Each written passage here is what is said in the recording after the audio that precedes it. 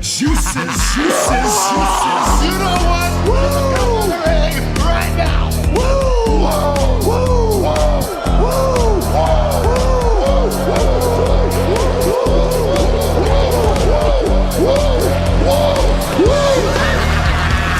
Dr. Hughes invites followers. Oh, let's see if they increase now. Me too. Yeah, wow. Dr. Hughes. Mock-ass mocks. He's a great podcaster. Trick-ass mocks. Acknowledge me. We coming for you, nigga. Fat! Yeah, Dr. Hughes, here we go. Keep plugging yourself, that's cool. First up,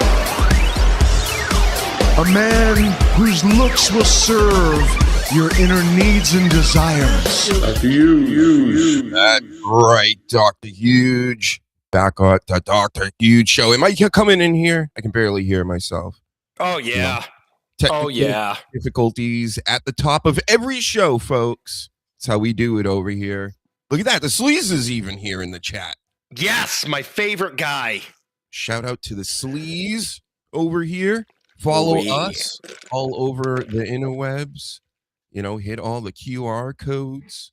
Hit all the buttons, the like button, the share button. We're going to be talking about wrestling today, of course. I know that upsets some. When I talk about other stuff, and it upsets other people. I'm just going to talk about whatever the fuck I want to talk about, Sleaze. Don't worry about these people. They're going to be pissed off either way. Fuck them. Yep. I'm slightly in the Dabbleverse. I'm watching and learning from the outside. So I understand the key is to not care and to let everybody know that you don't care, which I don't. I don't either. Do you know this is the 100th episode, Sleaze? Holy shit, what a milestone. Again. We did yeah, again. How about that? Like Michael Jordan, you know, and he goes back, he's winning all the championships, leaves for a bit to play baseball and things, and then he comes right back. Definitely baseball because he really wanted to play baseball and not because of like gambling and the mafia and stuff like that, because the mafia doesn't exist. No. That's a myth. Definitely. That's like the female clitoris. It's a myth. That doesn't exist either? No. That makes sense. Yeah. I figured it didn't. It's a conspiracy. Mm-hmm. Yeet! That's what I do to clitorises. Yeet on them like that. Slap them. Both hands. Yeah. Slap the bean. Yeet! And then they fall in love. Mm-hmm. Right. And they ask for the shovel next. They're like, hit it with a shovel. Sure. Whatever you need. Yeah. Anyway, so, I mean, there's so much to talk about, Sleaze. We got AEW business even right at the top. Ronda Rousey showed up. Was that a one-time appearance? I'm not even sure. That's how closely I follow that. I don't know. We don't even know, folks. If you know in the chat, is Ronda Rousey going to do something there? Or was that like her showing up kind of promoting, you know, because she's got to fight against Gina Carano from Star Wars. Yeah. Did you like her in Star Wars? I did. She lost a substantial amount of weight, too. She looks great. Not that she didn't look good, but she looks great. Yep. Yeah. Older ladies, which we're coming into a day and age where, you know, we've seen old guys fight for a long time. Like since the dawn of man, old men been fighting. But to watch now older, I won't even call them old, like CM Punk old. They're older ladies now in the fight game, and they're going to be punching each other in the face. Do you remember, Sleaze, did you have the same feeling as I did as I try to adjust this fucking chair? Back when I first started watching women punch each other in an octagon, I was like kind of disgusted by it. Like I couldn't it was almost hard to watch. Did you get that sensation too? I'm desensitized now completely, but no, I feel the same way. I feel like it's almost like when you're at school and you felt bad for the fight, so you wanted to break it up. Mm-hmm. You know, do you get that? I get that feeling. Exactly. It's like you guys shouldn't be doing this, and nothing against it. There's a lot of like great fighters out there. It's just when you see a woman get pummeled in the face, you're like, somebody's got to stop this. Yeah, And then there's some fights. Like I seen this one girl a few years back. She got cracked so hard she grew like another head onto her own head. Yeah, I don't She like that. split like into the skull. It was nuts. Yeah, yeah. Dudes, I don't care. You can turn them into hamburger. That's how all of humanity feels. They're like, oh, guys, yeah, you know, the women and children first deal. And, you know, let the guys go to the front lines. Literally in the front line back in the day. Imagine that, too. Like, Crazy. They go, you're going to go to war. Here's your little musket rifle that won't hit shit. And go get shot. It's like, what? It's going to take you 25 minutes to load the thing, but you got this. Insanity. The world's crazy. It's always been crazy. And it's not just this wrestling stuff, but Ronda Rousey showing up at AEW, supposedly even surprised people at WWE. So it is surprising. Why would she show up there? She really is has some kind of a beef, or is this strictly a money thing, you think? No, it's a beef thing, and she's part of a large collective over there that worked with WWE, and I'm putting her in the same vein as like a Ricochet, John Moxley. They thought they knew everything. They thought, you know, things were this and that, and they had these negative opinions, and they said, well, you know what? If I can't do whatever I want over here, I'll go over to AEW where they have no boss, and we can just do whatever the fuck we want. Like that's almost their entire roster at this point. It's all disheveled WWE guys. You know, FTR is one of them too. That just, we know the business, and then they go there and they start putting syringes through their fucking cheeks and eating glass and whatever the fuck they're doing over there. So, like Jess, in a way, you kind of don't like anybody over at AEW. No, there's a couple that I feel bad for that should leave and go to the big times, but a majority of them, no, I don't like them. Like, I think like Kyle Fletcher. Like, I think he's like a phenomenal talent, and I think he's being wasted right now in his younger years by being over there and not being taught about this business and all that stuff. Yeah, I mean, there's a couple. You know, Ricochet could stay there forever because he wishes, you know, people MS and everything else. So yeah, you must have heard about all that, right? Yeah, so it's fucking I'll just crazy. let everybody else know if you haven't heard. Ricochet, right, beefing with people on Twitter, of course, as usual. But somebody had come out of left field. It looked like an old grandma. So I just looked at the little picture. I didn't actually click on it, but it wasn't anything even harsh. It was, look, his acting skills are still bad, like laughing emojis, right? And he's like, I am glad you have multiple sclerosis, right? And you first look at it and you're like, that seems like an MJF thing to do. But also, I don't even know if MJF has gone that far. No. You can go that far with just what the lady said, which is, yeah, your acting stinks, not your wrestling stinks or anything like that. You just aren't a great actor, buddy. And goofing it up with everybody else online. It's not even like a real troll, and he comes at her like that. So then, of course, there's another reaction from the IWC and all these people, and then they start hammering Ricochet and his wife and the death threats and the this and the that. But I'm not even going to say I understand that. I'll never understand like death threats and all, like that's just stupid. You guys, like that's childlike. But the Ricochet not owning it after, like not understanding that was probably, even if he felt that way, it's not a good look, right? The optics are real bad. Even if you are a heel in pro wrestling, it's thought sleaze. I mean, well, he's an idiot. Like if you followed this guy's career, right? He's always been an idiot. And there was a reason why when he was in WWE, they didn't give him a microphone. And they didn't really give him a character because he's stupid. And it's obvious online nowadays, but it's like people that have known him and worked with him have said that, because there was a retort that he had. And he said, oh, well, you guys threatened me with death threats. And now that I come back and say something, like there's a fucking problem. And somebody said, I wish I had the quote in front of me. Somebody responded, and it was very intelligent. And they said, yeah, it's terrible that people have said, you should die and your wife and all this stuff. He said, but you just attacked somebody that only said something about your acting, didn't do death threats, didn't do anything bad. And you said, I'm glad you have MS. Like, you idiot. You know what I mean? Like, he was trying to justify it in his simple, like, 10-year-old brain that it was justified because other people are giving him death threats, when this poor lady just said, hey, you should probably act better. Like, and he had to have gone on her fucking page to find out that she had MS because it's in her bio. So not only is he like responding, but he's actually like trolling the people by going on their pages and reading their bios and all this stuff. Get a life. Shut your mouth and just be a wrestler, and he's pathetic.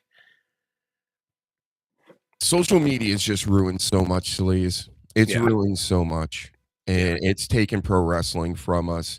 Like, there's a story about Tama Tonga and how he got fined for filming the rehearsals, and then he wrote put a cringe emoji online, like, uh-oh, because, he does a lot of backstage stuff and everything. But, it's like nobody really, I don't think a lot of people understand what the rules are anymore, because the business is the way it is, where they're exposing it over here, but don't expose it over there. But but you're telling me kayfabe's dead, and they should, why not? I'm telling you, it can work. The business, WWE, it's just itself. They do this, everybody else will follow. Yeah. Get these motherfuckers offline. Yeah. Get them offline. If you're working for the WWE, none of this shit. Okay. No. Either you're with them or you're not. Either you're a character on the show or whatever. That's why Dean Ambrose does it right. Roman Reigns does it right. If you're going to be online, you tweet something before WrestleMania. You tweet something before SummerSlam. And that's pretty much it. Yeah. They should have the people. They should have I believe they should have designated people that are allowed to do it. The R-Truths, the Dan Housing. They put out funny stuff. It's not giving up anything, yada, yada. But when you have like a Damian Priest, dressing up as Spider-Man and putting a TikTok out, or you have the girls that are supposed to be fighting each other doing TikTok dances, and it's ridiculous. It's silly.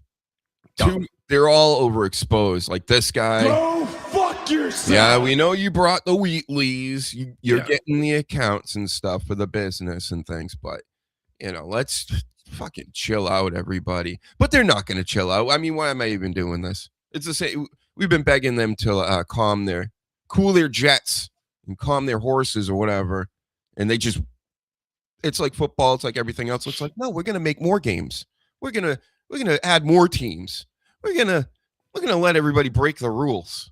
Yeah. It's like, that means that this is nothing. Now we're watching nothing. So. Well, it's even the case with like Roger Jackson, the current one at OVW, where the ref started having a seizure and shit. Back in the day, kids don't remember this. There used to be like the NWA was like a council. You know what I mean? You had all the territories, but you had everybody in the territory agree upon rules for this business. And I wish they had something like that. There's no like sports authority. There's no agency. There's nobody saying like, hey, there's things that you can do in this industry and there's things that you can't. There's no gatekeeper to it. It's like the wild fucking West. It's crazy. And I'm not getting into it. It's just super corporate. Yeah. What WWE and TKO are doing is insanely corporate. I can't even I've been making those tripping balls episodes. Fantastic. And they just keep striking them. And then I edit it, repost it, strike, edit it, repost it, strike. It's like they just won't fucking stop this WWE. They started with one Rock short, and it's like once I think they didn't do the dispute in time. They supposedly, I don't know the rules. I'm just trying to keep up here, but they just started coming after me recently, and they're like every little thing, and it's all like it's just fucking random shit. It doesn't even make any sense. So Back in the day, it used to drive me nuts when I used to make the videos for the show. And fucking, they would say, well, you know, this and that. And then you'd like blur out the WWE logo. And then they'd find something else. Yeah. And then they'd find something, well, this is too long. Then you'd shorten it and they'd find something else. It's, but you won't even tell your guys the fucking rules. You'll just, you know, give Tomatonga a fucking fine, which I'd have been pissed off at if I was him. And I'm sure he was. It's like, well, I didn't know. What the fuck? Oh, maybe they are supposed to know. I don't know. I would think that showing rehearsals of what you're going to be doing the night before is that's stupid. Like, that's the shits. It's the shits. Like, you really think you're going to get away with that? I understand Unreal and stuff exists, but that's them exposing the business, right? Not just like one of these wrestlers on SmackDown doing it. It's Well, like, it's no, you don't get to do this. Yeah, it's controlled by them. Mhm. That's what it is. Because they've done videos like that in the past. You know, I watched the video. It wasn't anything like mind blowing. There wasn't anything given up. So I don't. Yeah, we say it all the time. What are the fucking rules? Like, what are the rules of life at this point? I have no idea. Still, I really don't. I see people breaking the rules all the time, and they get away with it. Yeah, And I'm just like, so. And then I do something like insanely minuscule, right? And step over the line like a hair. And it's like, woo, woo, woo, woo. That's been my experience in life, right? And that's how it shows you how often I even try to cross any lines out here. But I'm watching everybody else do it constantly and they get away with it. And I'm being policed, even online, trying to do this silly thing, get this show over and stuff. And it's just like they constantly like, oh, all them hours of work you put in into doing all this. Oh, we'll allow these people to post the video directly, right? But you can't post it, even if you fuck up the video, you change up the audio, you do this and that. No, you can't do it like that. You got to do it. I don't know which way, how I have to do it. These other people are allowed to do it outright, right? right. It's madness. It is. You don't know what you can do and what you can't do. It's all about money. That's what it is. It comes down to that. We can't post their videos because they're like, well, we own it and we make money. So, but I transform it, and that's what fair use is supposed to be. Like, you see how I'm chopping up a lot of these videos, and then even YouTube's like, yep, that's what it is. And then they put it out there, and then it's like a week later, they're like, no. And then I have to fight it, and then it either stays up or it doesn't. Yeah, you can't be creative anymore. They're stifling that. And then in the meantime, there's a million AI videos using all of humanity's art and intellectual properties. And there's nothing anybody can do about it. Yeah. So imagine one day, Sleaze, like anything you've ever done online, you just happen to see an AI once because, the show blows up and we're megastars and whatever. And somebody uses your likeness on all these different things and you don't get shit out of it, right? But I can't use a clips to do things, right? Rib shot. This is a full-blown Dr. Huge shirt. This is the OG right here. Yeah, this is the OG one. 100th episode. We're going retro for this one, like Saturday night main event. Where's Jesse Ventura? The greatest wrestling, was Hack. I think we both used to say this all the time. The greatest wrestling show ever. Because nobody ever claims that their show's the best ever, right? Yeah. You got it. Well, that's why back in the day, they would say, we got the best show on the planet. Yeah, well, we got the best show in the universe. Yep. How about that, fucker? And multiverse, even. They kept trying to one up us, and it's like, well, in the multiverse. See, even Philly Sports Pride got a bunch of people all around the country have these sleeves. Not out of the country though. No. That was funny that one day an Australian guy won a Sasha Banks pop off me. And I was like, all right, I'm going to try to send it to you. And it was like $70. And I said, bro, I'm not sending you this. Yeah. $70 to send you a $10 Sasha Banks pop. Not doing it. And he was actually cool about it. He's like, I understand. Yeah. I said, thanks for watching. Mm-hmm. Yeah. Philly Sports Pride in the house. Your Eagles are in shambles over there, it looks like. Jesus. I don't know if that's true. I haven't really kept up. But shambles. I'm just going to go with that. And Rip Shot.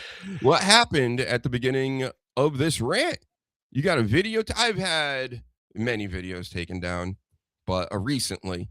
And it's the Trippin' Balls episodes. I thought I was going to be funny. I seen some videos back in the day, and I see all the funny old school clips of WWE and WWF, and I'm like, you know what I'll do? I'll make like a video where somebody starts tripping balls, gets knocked silly, missed it in the face, eats Hornswoggle's Cheerios or Lucky Charms there, and they just start tripping balls, and then all of a sudden I can hammer clips out to you of all the best, funniest moments in my professional expert opinion from the past. Some of them I'll chop up, and do my little promo edit thing on or whatever. But yeah, WWE, I keep editing them and reposting them, and then they're like, nope, that's a problem now. So yeah. I'm kind of like, well, they just don't want me to do this. Yeah. Stinks. Sucks. Just make us a part of the podcast fucking organization network you have. You won't have to fucking worry about it. I know. It would have been a great little series, too. 3 is still up because when I initially posted it, there was no problems. And, but, there's always next week, so. Try again. Yeah, get that video in now. And it's preferable if you're on a substance of any type of substance to watch. It was great. Mm-hmm. Makes it 10 times better. If you watch these sober, it's funny and you remember some of the things, but no, you got to do it loaded. Yeah, unsober. Yes, that's right. Under the influence. Whatever your choice is. I don't judge over here. I'm gonna even maybe right. I'm gonna watch him again because I'm hyped up on NyQuil. Well, 1 and 2 is over. All we got left is the Hornswoggle one where he gets Cheech and Chong just completely wasted off of Lucky Charms. Thank you. All right. What else are we going to talk? I mean, there's a ton to talk about, right, Cody? You still with us? What do we want to talk about? He's with us. We're going to talk about Toni Storm. More AEW news, Sleaze. Toni Storm got dumped on her head. I don't know if that was recently, but did you see her get pile driven? Yeah. Through a table? Yeah. I don't know if that was the way they wrote her off TV. I know she was attacked backstage as well, but supposedly she's like done for the year, they think. Yeah. They were saying she's out for the rest of the year. I don't know why, though. They really haven't, unless I missed it. I don't know why. They love her over there. She was super over with me for a little while, but then it kind of, it got old pretty fast. The faces and the gimmick and. Oh, it's another talent that has total control over what she does, and it's not good. When she first came back, and probably about the first month, I'm like, oh, this is good. The whole change that she did and some of the promos, and now it's just, I'm going to punch you in the tits and uppercut your vagina and taste the tuna, right? Yeah, it's taste the tuna. Yeah, it's taste the tuna type wrestling. Yeah. But how about this for a topic? That just bores me. Toni Storm, get well. But yeah, give me a 1 to 5 rating. How excited you are right at this moment for these matches? Here's the first one. 1 is the best. No. 5 would be very excited. Oh, we're doing a Meltzer. Okay. 3 would be average excitement. Sure. And 1 would be the shits. 0. You could just say 0, no excitement at all. So CM Punk, Roman Reigns. Excitement meter. It's picked up a little bit, so I'm going to say about a 4. Wow, you're giving him, that's big credit. 4? I think the match itself, I've been saying this for weeks. The creative, the match itself between the two of them is going to be good. Acknowledge me. Mm-hmm. You acknowledge him now. I do. It's my tribal chief. Acknowledge me. No, I can't acknowledge you. Not yet, because to me, this has the excitement of. I'll give it a 1. I'm giving it a 1. Wow. Acknowledge me. I was gonna give it a 2, but I don't even think this latest promo, because some people didn't even like it, and to me, the promo was very in favor of Roman Reigns. Like, of course, he made CM Punk look like a douche this time around. I don't know if he ever. The only time Roman Reigns looks like a douche now is that fake laugh. Oh yeah, I know what you're talking about. It almost is. It's getting over with me because he's doing it so much. It's kind of like, well, that's like his thing now. But yeah, it's terrible. It's not great acting. And CM Punk, I don't like either one of these guys. Maybe that's why my level of excitement for this match. I don't care who wins. Who cares? Yeah. The only good promo that they had between the two of them was Punk and the Usos. I thought that was really good, the way that they played that off. But yeah, the one-on-ones with them, like, I'm going to put you in a grave next to your dad and like you're old. Yes. Like, this is what we're coming up with. And this is slated as the main event of both nights. The creative is, that's why I didn't give it the match itself is going to be great. The creative is lackluster. Acknowledge me. I still can't. I can't do it. It's a 1. And it's funny that we're on the other ends of the spectrum with it. It feels like thrown together. All of this, everything they're doing now does not feel natural. Doesn't feel like they're getting into a groove, that they're actually trying to be creative and write stories. It feels like they're just putting Legos together. Yeah. And, oh, this piece fit. Yep. Oh, and then at the end of the day, you look at your little Lego masterpiece, and it looks like the shits. It's the shits. And that's what this is. Let me clarify this. Okay, so we're not talking just match in general, right? We're talking about creative and everything like that. To give a 4, I'm saying the match. If I'm talking creative and everything that's coming into it, the way they threw this together, then I'm probably looking more towards like a 2.5 or 3. So I think that's probably my final vote with it, because the more I think about the creative, like they were Zebros at War Games, and then all of a sudden, for no reason, they're like, I hate you. Because WrestleMania season, Sleaze. That's right. All of these angles. Have you noticed? It's all, boom, all of a sudden, I hate your guts. Yeah. That part of it I don't like.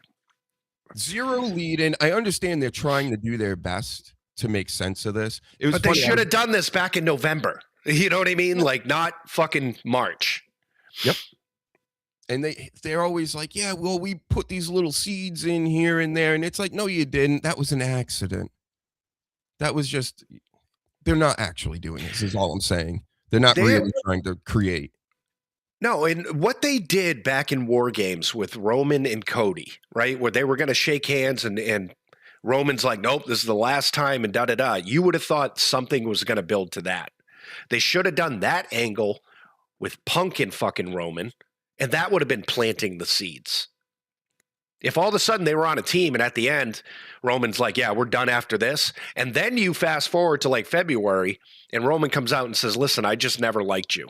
It would have made more sense because back at War Games, he said, hey, this is the last fucking time. So yeah, I changed mine to, let's say a 3. Let's say a 3 for that match. All right. With everything.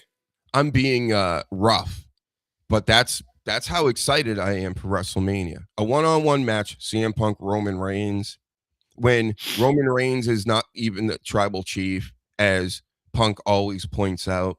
You know, they're tearing each other down. They're not building each other up like a lot of these angles will do, especially towards the biggest match of the year.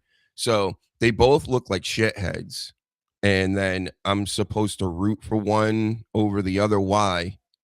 All of a sudden, when there was no beefing going on for like ever here, they actually helped each other, as the Sleaze pointed out at War Games. Yeah. So listen, I understand this isn't like some kind of fancy play that we're watching that needs to make sense and everything. but it should. Because I'm looking at the audience last night, Sleaze. The whole back of the announce table and everything. And I go, look at all these grown motherfuckers. Look at all of them. A sea of adults. Same thing with Disneyland. Same thing with, you go to all these different, which is more towards kids, you would think. No, not anymore. And it's still like a PG era. That's never made any sense to me. Yeah, no. Like, are we going? So they're going to allow them to say shit, and they're going to allow them to bleed on TV because it's WrestleMania season. Because they want to make a little more scratch, but then they're not going to do it any other time, and they're not going to. I just see this all as like a big cash grab now. My big thing is, why does it take WrestleMania for like this kind of stuff to happen? Why can't they? And I'm not saying everything's perfect right now, but a lot of the stuff I'm seeing the last couple of weeks, like the Randy Orton beating the piss out of Cody, that was great. The Obafemi fucking Brock Lesnar shit, great. Like I said, the Jimmy Uso promo that he did, and I'm saying more towards Jimmy than Jay during that promo with CM Punk, great. Why can't they do this all the time? Just make more sense of it. And it's tough because there is good stuff, but it's so diluted it's scattered because there's nonsense. So much content. Yeah. And Mac Diesel, my son loves wrestling, but my 8-year-old asked one day, why are they fighting? Meaning, what is the reason they dislike one another? Right. Yeah. And good luck explaining that. You go, well, of last year, this one stole that one's manager. Okay. Stupid. And there was a line that Roman said to Punk. He said, because Punk's whole thing, I brought the Shield in. You know what I mean? That was fucking 10 years ago, 12 years ago at this point. I brought the Shield in. And then Roman replies, he goes, you brought the other two in. You didn't bring me in. What does that even mean? Is there something I'm missing? Because they didn't even come in. He didn't say like, okay, so backstage you're a politician, right? So you liked Seth and you liked fucking Moxley, but you didn't like me. There was no follow-up to that fucking comment.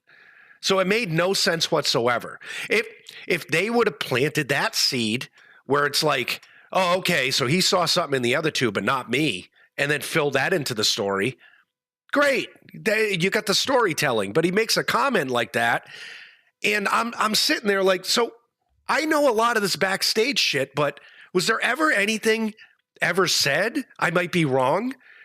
That like CM Punk didn't like Roman, like behind the scenes. It just, what are we doing? And I even predicted a couple weeks ago, whatever. I'm like, Randy Orton's right there. You got all these injuries now, and Randy Orton's got nothing going on. And then poof, the very next show, he's taking on Cody. Eventually turns into a heel, like full blown heel.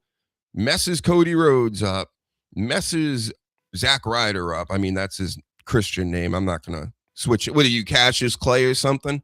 Yeah. So Zack Ryder goes out there and actually trusts Randy Orton after he beats up his friend the week before and bloodies him. What is stupid? You deserve that. So I'm kind of with Randy Orton and where they're going with this. It's just a little too late again. It's kind of late in the WrestleMania season to have a heel turn right before it. And now we're going to really try to build him up as a bad guy. So he goes out there and tries to cripple everybody and everything every week. I don't buy it. You were a good guy, Randy Orton, for like, whatever, 2, 3, 4 years now. Again, and I understand. I'm pretty much under the impression none of these main events were planned out the way they were supposed to be. Like, obviously, Braun Breaker was supposed to be a part of whatever. And they had to, we always say pivot and all this shit. But yeah, if you would have planted the seed again, maybe at the Rumble where fucking Randy Orton throws out, fucking Cody Rhodes and he's like, I'm fucking crazy. But yeah, it was like a switch like this, like a light switch where it's like, I'm good Randy Orton. I'm the old, and now he's like what they're calling 2009 fucking Viper legend killer or whatever.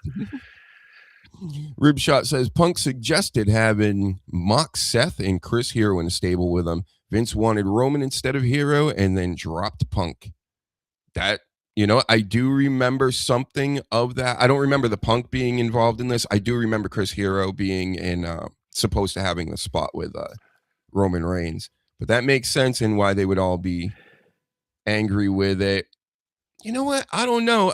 I can't even say Vince was right because he was wrong for so long with Roman Reigns, where he pulled the shit out of everybody with him for several years before the Tribal Chief stuff started happening. But Chris Hero, man. I mean, I don't know the reason why he never really became a thing. Because if he was like in that stable and around at that time, like in an NXT or whatever, in the developmental, how did he not get over? And then one day, it's just all of a sudden he was just really fat. He's fat. Yeah, and I was like, "Well, like that's Chris Hero. Why is he so fat? Would he have a couple babies?" He's fat. But again, that's a story that does the general public know that? They're so concerned with they're not their diehard fans. They're Johnny-come-latelys or they're fair weather fucking friends. When you put out a comment like that, like Roman did, you saw the confusion in half the crowd because they're there because they're like, they saw you on Netflix or whatever the fuck. That's most of the crowd that's at these live events. So it's like they'll say in one breath like this, and then they'll say like, oh, okay, we'll do a sick burn where Roman's going to bring up something that nobody knows. So it's just the writing, again, the creativity, it's piss poor. Imagine on another timeline, Mac Diesel, Chris Hero is Roman Reigns right now. He's fat. That's not me saying it. That's Scott Steiner, so you can't beat me up. No. Not my fault. Nope. Yeah, but how about that OVW ref too? Oh, God, yeah. We brought it up a little bit, but I'm not even going to play the video. I tried looking for it before, but it looks like they kind of wiped it off of X at least. But yeah, I mean, how nasty was that? How do you, again, are wrestlers really this stupid? Are they just a bunch of dumb guys? A lot of them, yes. The Roger Jackson stuff and everything else. The guy lands right on the wrestler if you didn't see the video. There's one guy who does a backflip or whatever off the top rope, which I've never seen actually hurt or knock out anybody in my life. Fucking nails him. He knocks him out. Then he starts like convulsing on the mat, the ref. And they're still wrestling. They're trying to get their shit over still. I couldn't believe it. And then one of the wrestlers goes up to the guy, the ref, while he's like freaking out, and he starts kicking him, like trying to roll him like out of the way. I understand you're in the middle of something. How do you have no awareness of what's going on? You think he's selling like that? It's crazy. It's crazy that some of these indie fucking promotions can still be in business. And it goes back to what I said in the beginning. There should be a governing agency that puts them out of business right now.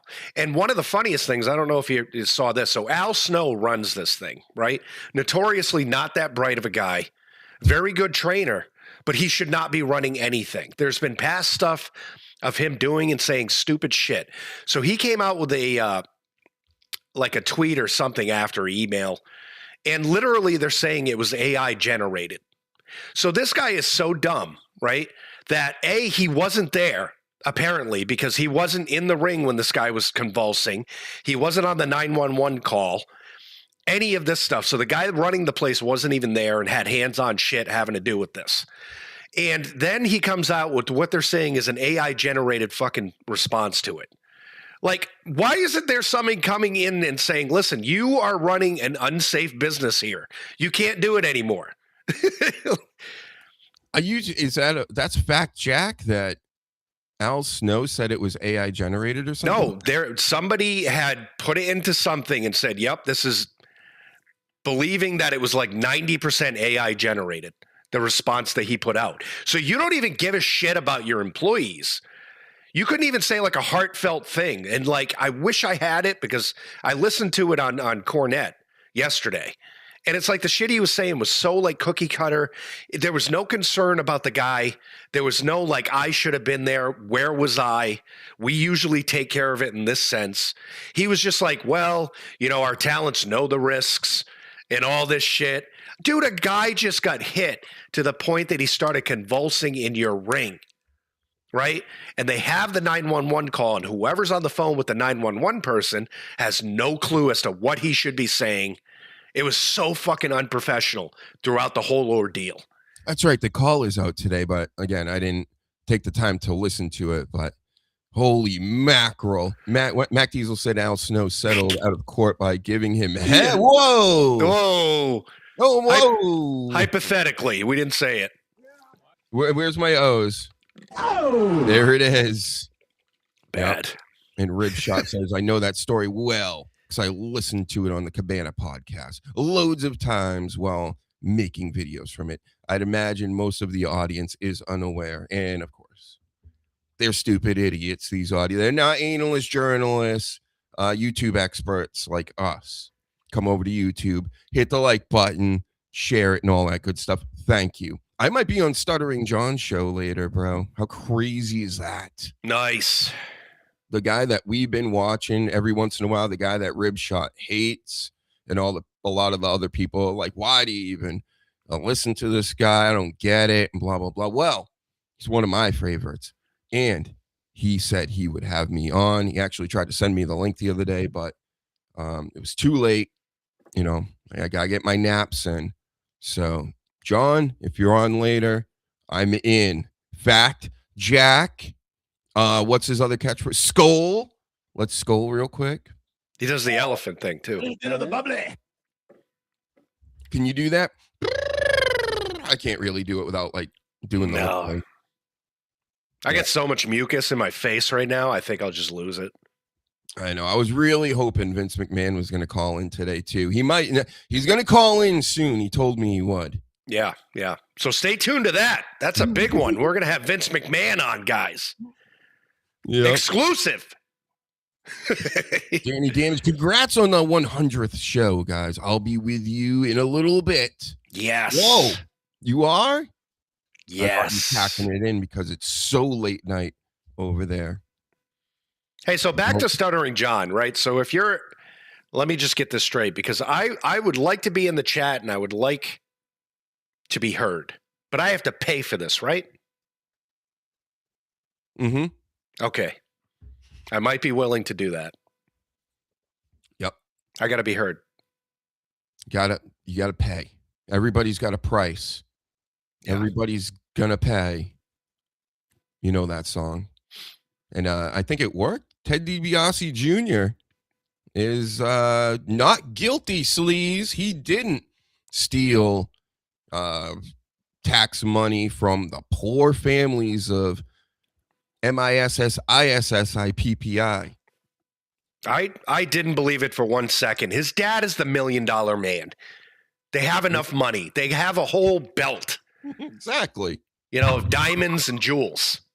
They would never. I mean, $1 Million Man could have back in the day. I would maybe go back and look at some of that, but his son may have figured out the correct way of doing all this. I don't know, because I don't know nothing about the case.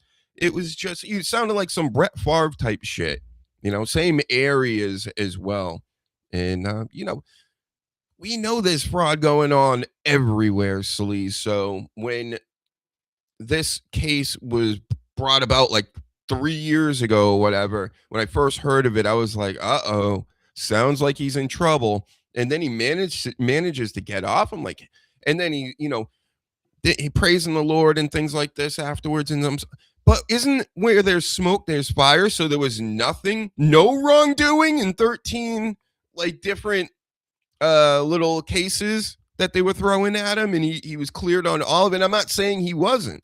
I'm just saying, isn't it a little suspicious to me when, you know, we know of everything else that's going on right now in our world, and they pressed the $1 Million Man's son, I don't know. I I feel like there are higher things going on right now that us pores out here aren't necessarily aware of. You understand what I'm saying, Sleaze? I do. I think it was a case just like O.J. Simpson, where if you have a really good lawyer, things happen. Mm-hmm. You know? Yeet. Yeet. Yep. If the glove does not fit, you must acquit. Right. Yeet. Right. And then he eats with the hand and the glove pops off. I love how he put the glove on too. He put the glove on like this with his hand spread. Yep. He's like, see? Doesn't even fit over these 3 fingers here. See? Everybody, see? Can't even get over these fucking fingers. Yeah. Like, yep, got it. Yeah. And he's got the latex gloves underneath. Fucking dumb. So, hey, congratulations. No need to get well anymore, Ted DiBiase Jr. Yeah, you did it. Jesus and your lawyers figured it out for you. So, you know, people are saying that's who Randy Orton was on the phone with. Yeah, you know what? That makes a lot of sense. Somehow he turned Randy Orton. He needed him to do those things to Cody Rhodes and stuff. He had to put in, like prison favors when people are like in other businesses and things to really stick it to somebody because they can't get to him. They need somebody else to do it, to touch him. The mafioso DiBiase Jr. You know, we got to ask Vince about this next week, but I'm thinking to myself, knowing my Vince McMahon, that if he was still in charge, that Ted DiBiase Jr. would show up next week on television and he would play the character that his dad did, but be much more of a scumbag. Mm-hmm. And it'd be perfect. It'd be so good. We need more managers. You know what I'm saying? Rib shot. Maybe the judge can be a manager. What do you think? You think that the judge is probably walking around somewhere with the $1 million belt? Makes sense. They bribed him with the $1 million belt. Hey, that would work for, I think, any judge. Especially when you go, would you like the $1 million belt or would you like this? And right. Gives them the neck sign. How about we stomp on your neck? Like, well, stomping on my neck doesn't sound that fun. Huh? You know, it makes me think, what happened to the $1 million championship? Did the ringmaster just throw it in the trash when he turned into Stone Cold? Or LA Knight had a whole bit with it in the black and gold era, I believe. Oh, I missed that. Mm-hmm. He was managed by the $1 Million Man and all that. You should go back and watch some of that stuff. I think it was pretty good. I have to go back and watch it too, because towards the end of the black and gold era that everybody seemed to love, Johnny Wrestling and Chip Ciampa and Finn Balor coming back, and Adam Cole, I thought that era was the fucking shits. Yeah. I would not date a man. What? I would not tear up. Where'd you come from? I would not put on makeup. Yeah, that too. But it was the shits. Yeah. That's what I'm trying to say. I don't know what that pastor was saying, but but I believed everything he said. Yep. Screaming about not carrying purses or something. I don't know. Do whatever you want, folks. Don't listen to him. No. Okay. If you want to carry a purse like all the NBA players and shit, carry a purse then. The fuck are we doing? Mm-hmm. Remember everybody, all the rappers are wearing dresses and stuff like that. Yeah. That kind of stopped for a little bit, but the Diddy stuff, I think, exposed all that to the normies. So how did that culture turn into what it is today? Like, I question myself that every day.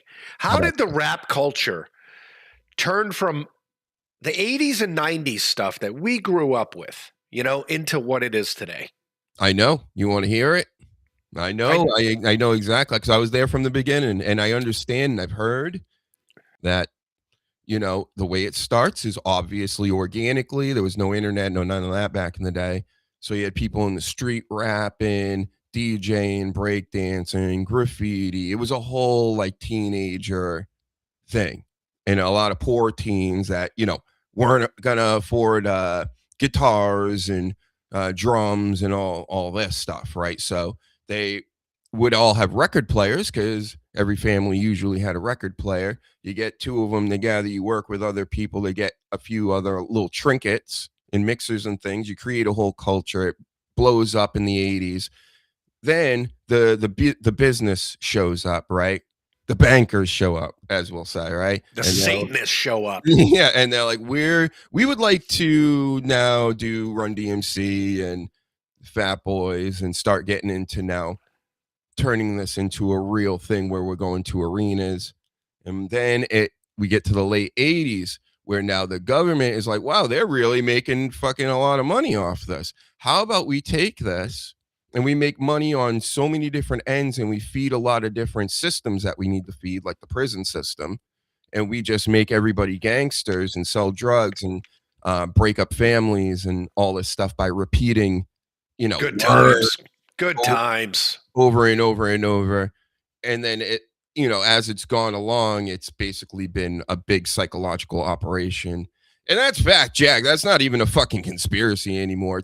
They call it the the prison pipeline, like music to prison pipeline or whatever.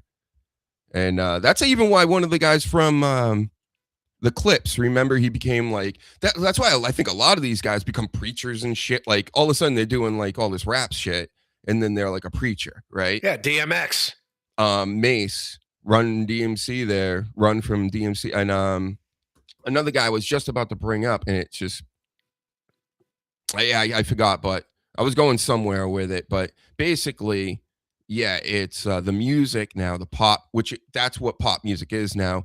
It's all Satanism, sleaze, really, when you think about it. It's a low vibrational trying to make everybody stupid, hate themselves, and hate everybody else around them. And that's with good beats, though.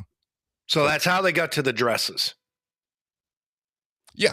Okay. I mean, because you need to control, you need to also put out messages through these people that everybody looks up to and idolize and things. Yep. Gross. Yep. That's how I got into conspiracies in the first place. Is I started looking into the music business and how I could get in, what I needed to do. And I started over and over again. I started noticing a pattern here that you don't just get to waltz in there and go, I'm good at this, guys. Look at all the records I sold. It's just, they eventually go, are you going to suck this dick? Are you going to sacrifice this person? Are you going to do this? It's all stuff I'm not doing. So I just went, whoa. And I don't like penises, so I can't do it. No, not even the micro one. You wouldn't do it for, a $5 million contract or anything? No, I think I'm allergic. I don't know. It's weird. I get a rash. I don't like it. And Paladin says he wears a muumuu to bed. And on his OnlyFans, breaking news. Is that breaking news? Yeah. Breaking news. What do we want to talk about? G.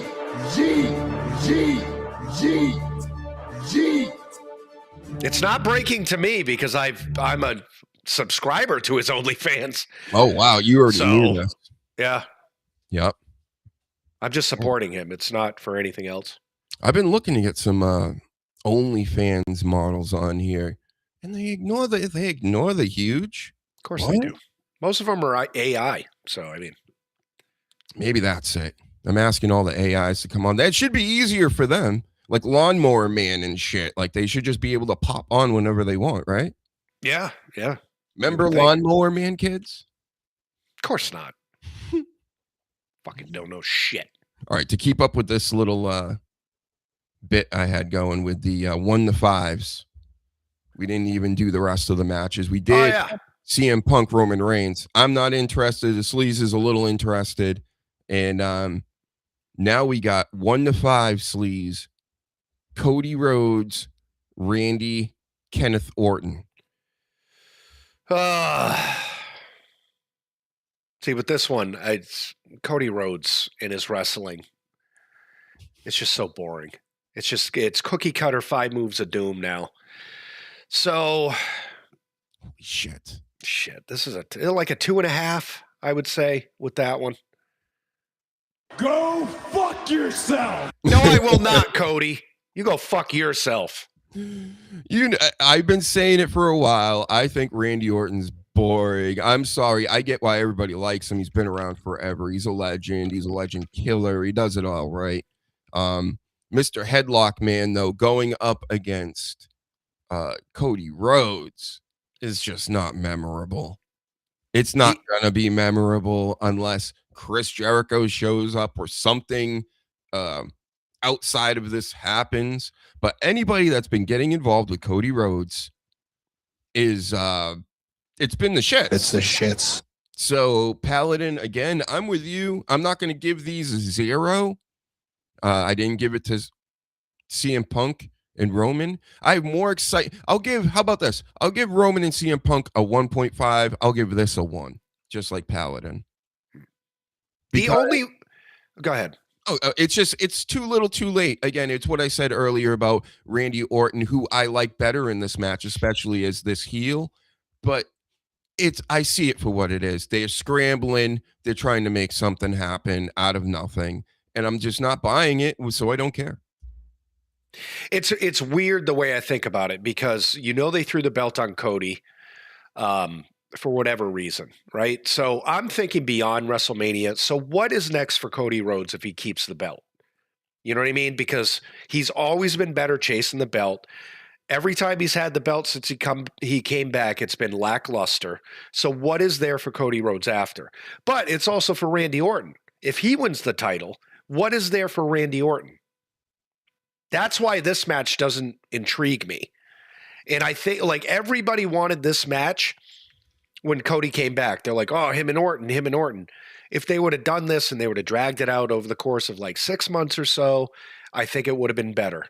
But there's no clear plan that anybody is putting out there saying what happens after Mania for either one of them having the title. So it's sort of a pointless match because the creative isn't there. You're not invested because they didn't have a really good storyline of their animosity towards each other or rivalry or whatever. And then what happens after? I say give it to Orton.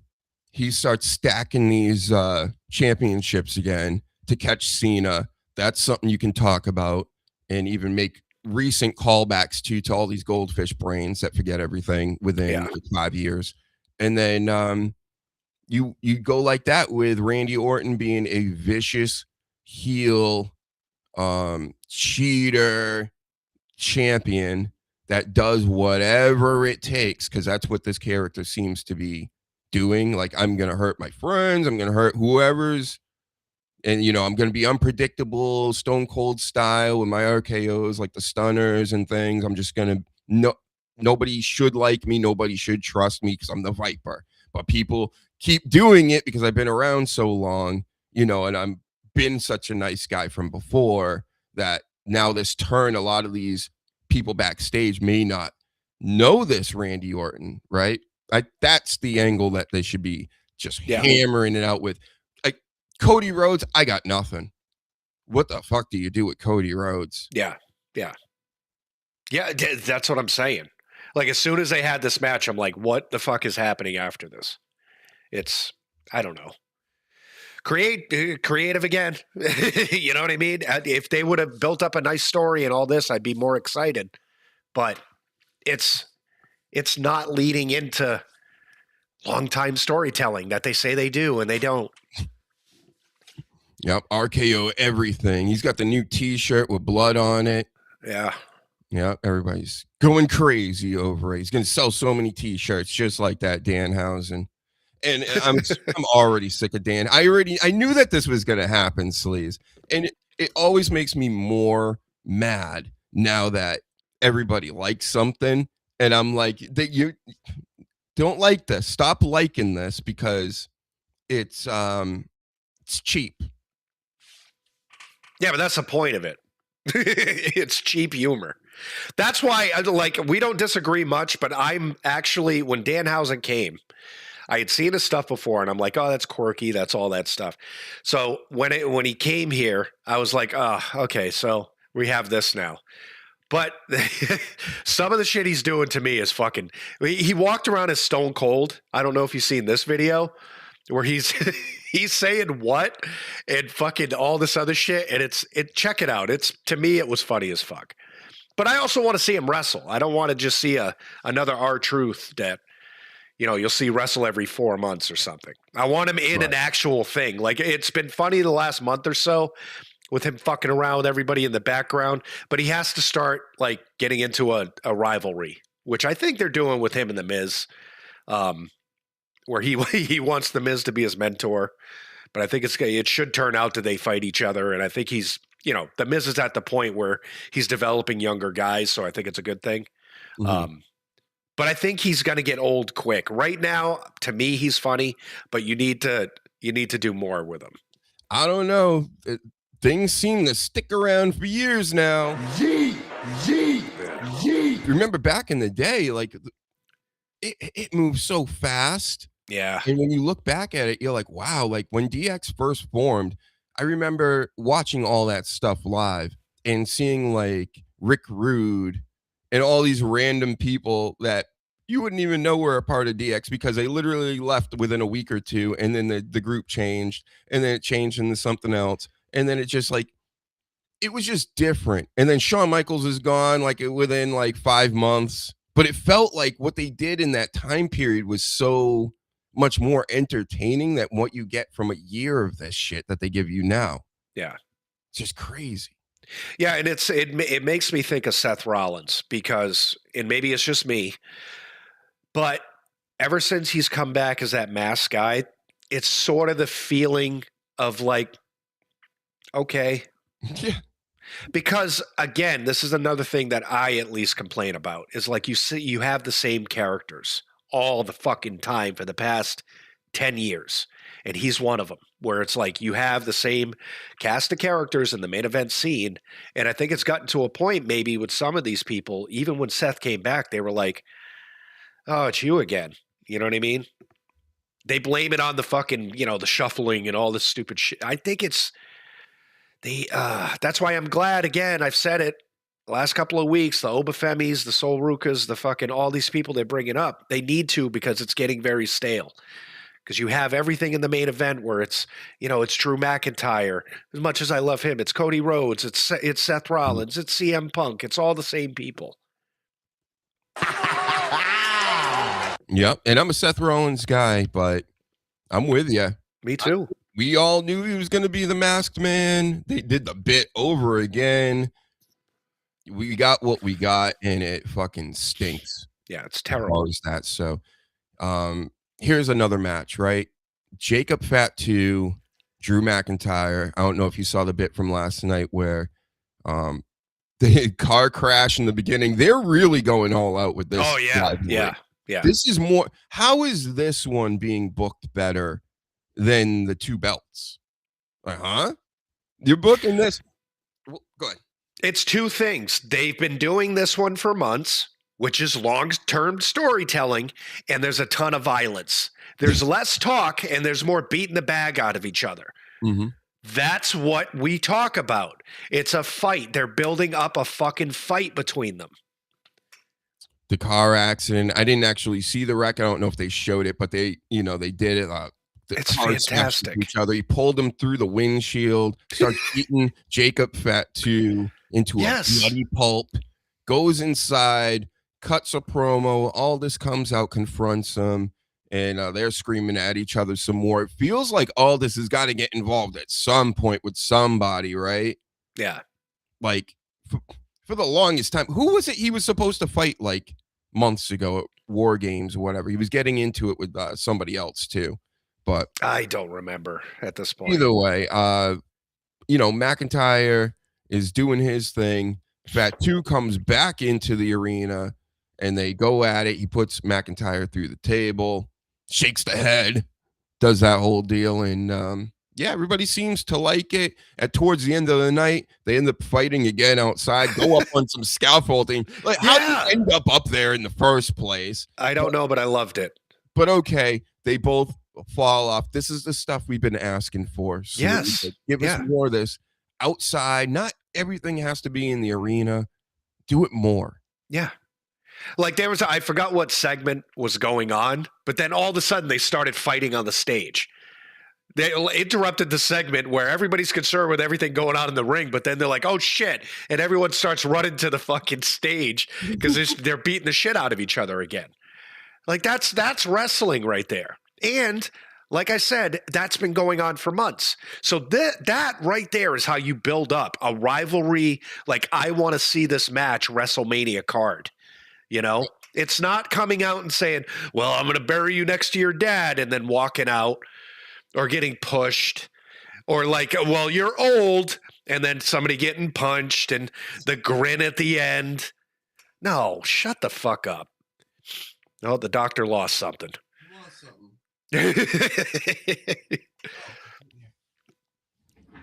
we go. Lose my slippers. Oh, the slippers. Yeah. So, yeah, I'm giving this one a solid 3. I can't really give it a 4 or a 5. I'm not that excited for it. I'm not disinterested like the other ones. So with 3, you got me with this because, again, McIntyre was just the champion. Now he's fighting with Jacob Fat 2 again. I know they had that baked in just in case. And I don't know.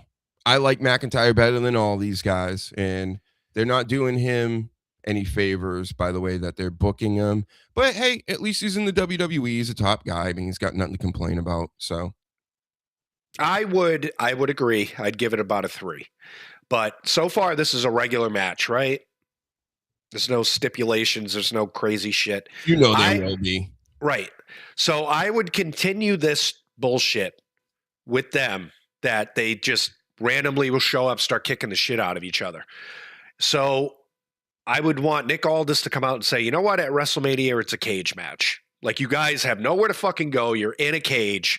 I want to see big guy beat the shit out of big guy. I want some blood.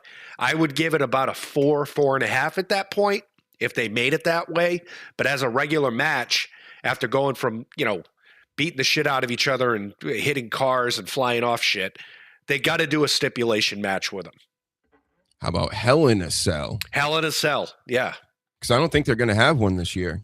No, do it with these two dudes. Be perfect. Yep. That would up my Star Meltzer rating. How about a Demolition Derby? Yeah, maybe. And they just keep crashing into each other, and then whoever like stalls out gets dragged out by the other guy.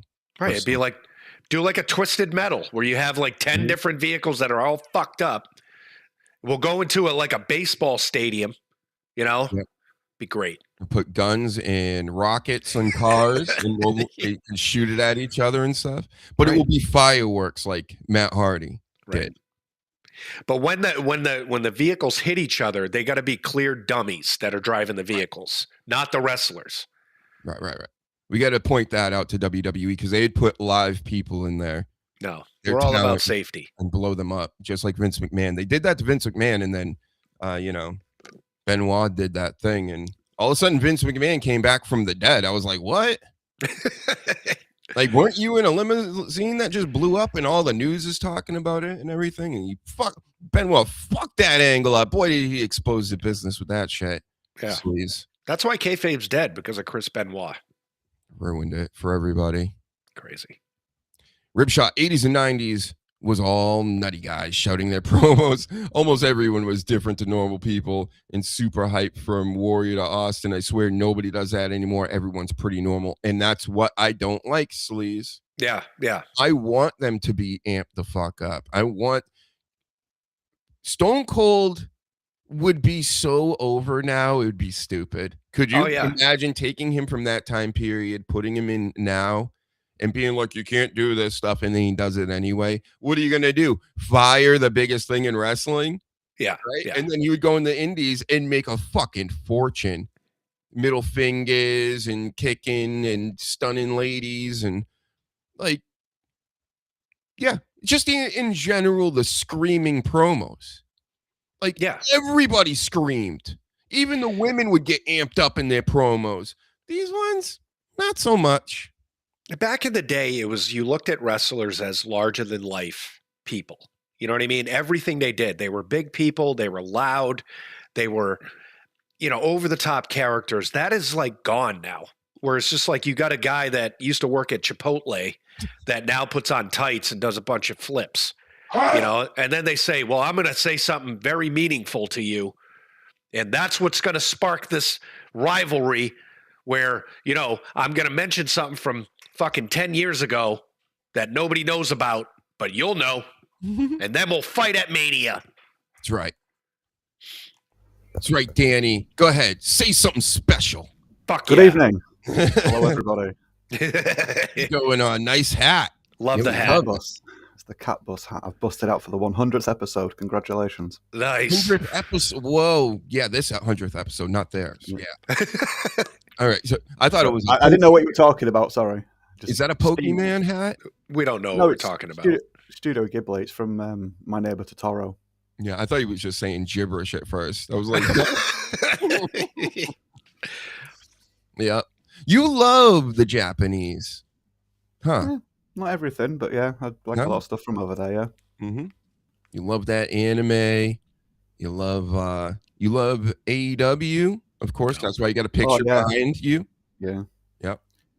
You missed. I full- need your thoughts on Ronda Rousey because now she's AEW. Did you hear anything about this? Because we were trying to figure out, is she actually like with AEW and going to do some matches, or was that like a one-off kind of like plugging her Gina Carano fight? Yeah, I laughed at your comment the other day about it, but I obviously didn't elaborate on what side of it I was amused at. I don't.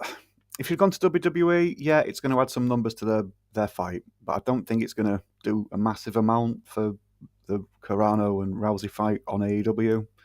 Are the AEW fans sort of like welcoming her? Have they just been nice about it, or were they? I heard they booed. Right. So You rained down she's boos. right. Oh dear. Yeah, I'd like Ronda Rousey. I've always said I think they messed it up and they dropped the ball with her. They could have done something really special with her if they hadn't have rushed her. If they just had her as like Stephanie McMahon's bodyguard, who just got hands on people, no matches for like a year or something. No talking for a year. Mm-hmm. Yeah, they could have just built so fucking much, and just that eventual turn from Rousey on Stephanie would have just been fucking. Oh, people would have gone nuts for it, and they would have really liked it, I think. But they rushed her, got her in the ring, and we all know what happened. She fell out with them, they fell out with her. She lost her interest or love for the WWE or wrestling, but she's gone back to AEW, or she's gone to AEW.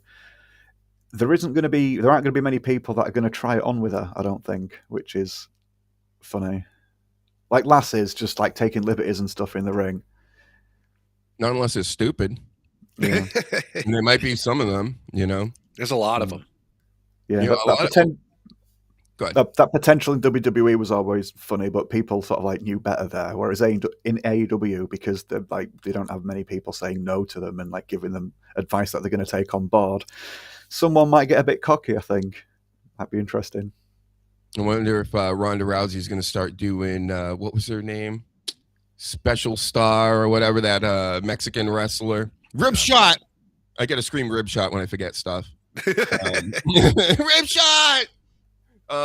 But yeah, she was the Mexican wrestler that broke the goth girl's arm from TNA, from that group, you know, with the face paint and all that. I'm losing my mind today. Have another one.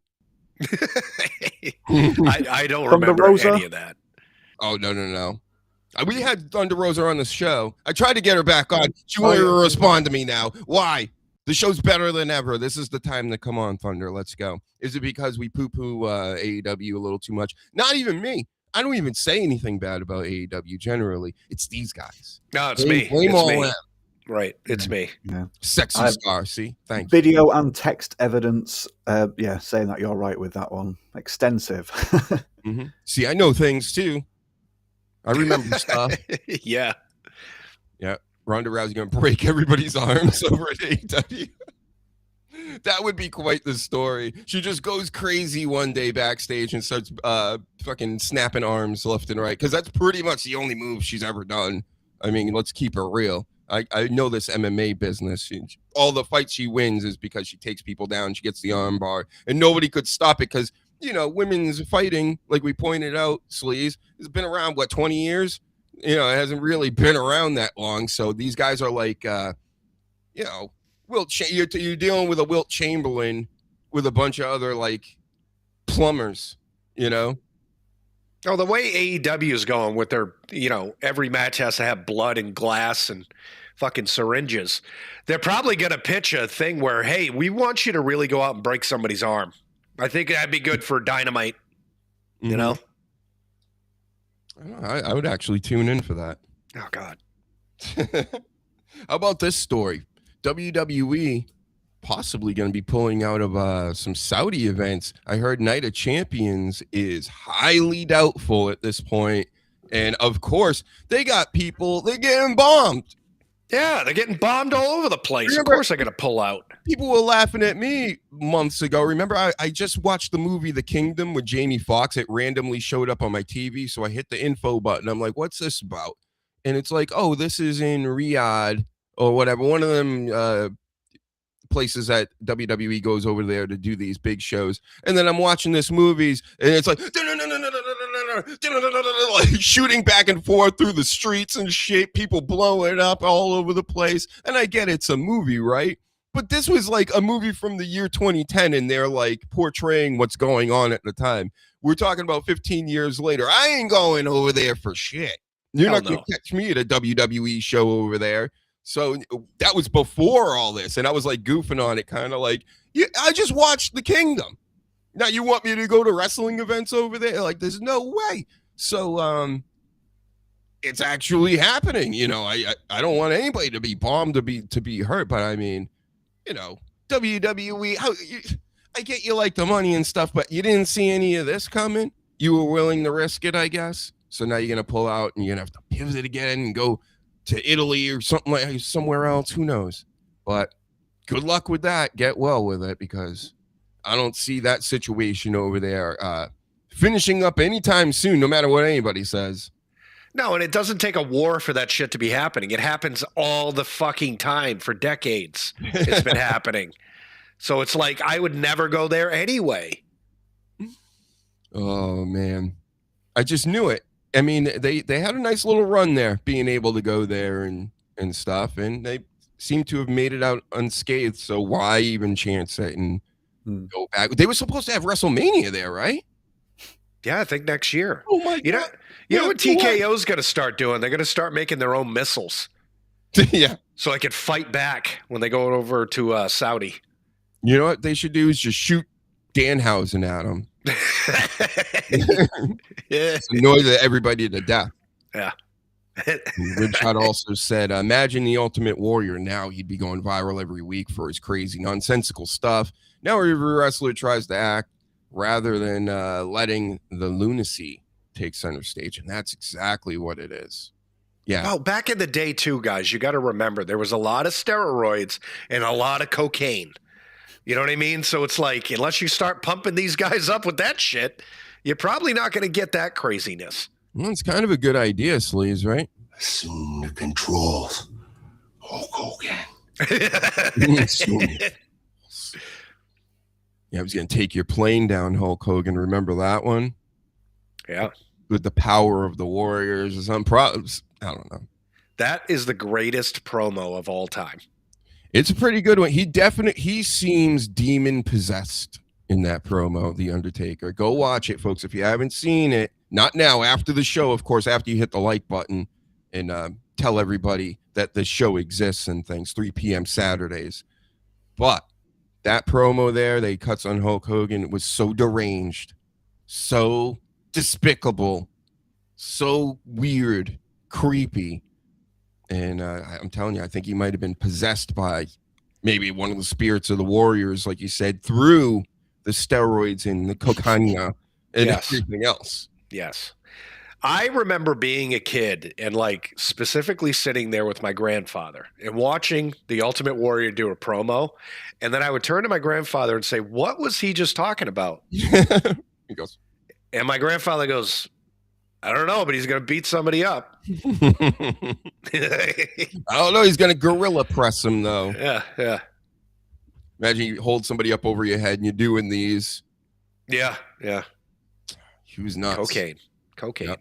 It's a hell of a drug. I just saw a video of Iron Sheik fighting him. at a Comic-Con recently. Not recently, like years ago.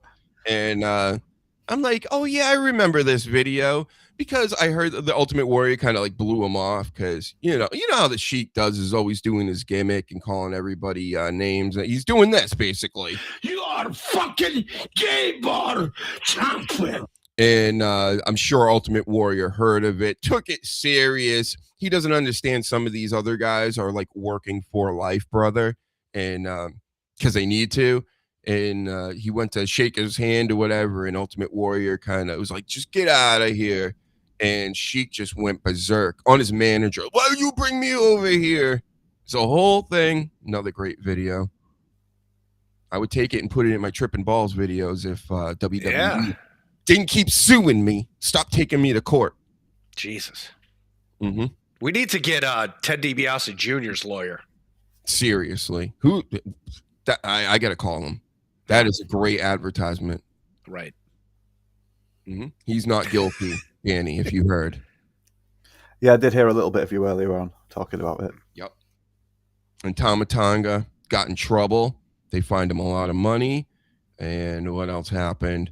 Angel Garza started fighting with marks online that were disrespecting him, because this is what trolls do, right? They whatever you say, the sky is blue, and then they say no, it's not, and you're an idiot, and this and that. So Angel Garza supposedly is in the WWE, and he's not wrestling in AAA, which is like his dream or whatever, because of the money. And he's like, well, yeah, duh, it's my job. I would like to get paid more than getting paid less. I mean, that's the goal. And people are coming after him for it. And he started, I like this. Every once in a while, wrestlers need to do this to blow up some steam. This is how you do it, Ricochet. You turned it around on them and go, look at you. Why are you so invested in my life? And by the way, I'm making more money. That's kind of, I don't give a fuck what you think. You know? And that's the way he should be handling it. Instead of being one of those people, he becomes one of these people. You know, that, you know, he goes at it like he's not a professional wrestler. He's very unprofessional. And this is where, and Jim Cornette and Brian Last said this too. It's like, you would think he's got it in his brain that he's playing a character, but I don't think he's intelligent enough. I think that it's whatever the fuck his real name is. I forget what it is. It's him being an idiot and fighting with people for real. He's not playing a heel on Twitter. He's just dumb. Come on the show anytime. I would love to talk to you about this and much more. I will give you all the leeway to talk. Anybody, you can say your piece. You know me. I'm not one of these. I'm not a gotcha guy. I just want to get down to the truth of the matter, right? That's all. And Ricochet, again, they do all these other stupid shows. These other shows that talk about wrestling and stuff, they would never know anything about what we're talking about half the time. The TMZ ones and the fucking this ones and the that one on these platforms, they fucking stink. They can't even say fuck most of the time. They can't. I would love it, and I don't know why we don't do this. Why we don't try to attract more AEW wrestlers to come on. I see why we don't, because I shit on them constantly, and so does Danny. Sure. So it's kind of hard to get them on. But you would think that with the off the leash fucking mentality they have, they would be willing to come on. Like, I'd love to have Ricochet on and be like, dude, what is the fucking deal? You know, but who knows? I'll reach out. I'm going to keep trying, because I'm telling you, it was weird. Back 10 years ago when we started doing all this, I would hit up people online that were literally on WWE the night before, watching them on TV, and they would get right back to me and either say, no, thank you, this is my rate, or I will absolutely do it. Like, just give me the times and the dates. Everybody's so unprofessional now. Nobody even answers back. And I don't get it. It doesn't matter if you deem somebody too small to talk to, too large to want to deal with anything. You should be doing all this stuff, not just the ones that are like Barstool and all these. Fuck these people. Yeah, fuck them. They're like the new media. It's taking over that old dinosaur media, but they know better. You know what I mean? It's all fucking weird nepotism and shit like that going on. You know? Ego buffing. Yeah, a bunch of people blowing each other, telling Yeah, each other at the best when they really stink. And to Sleazy's point, that's what they're trying to avoid.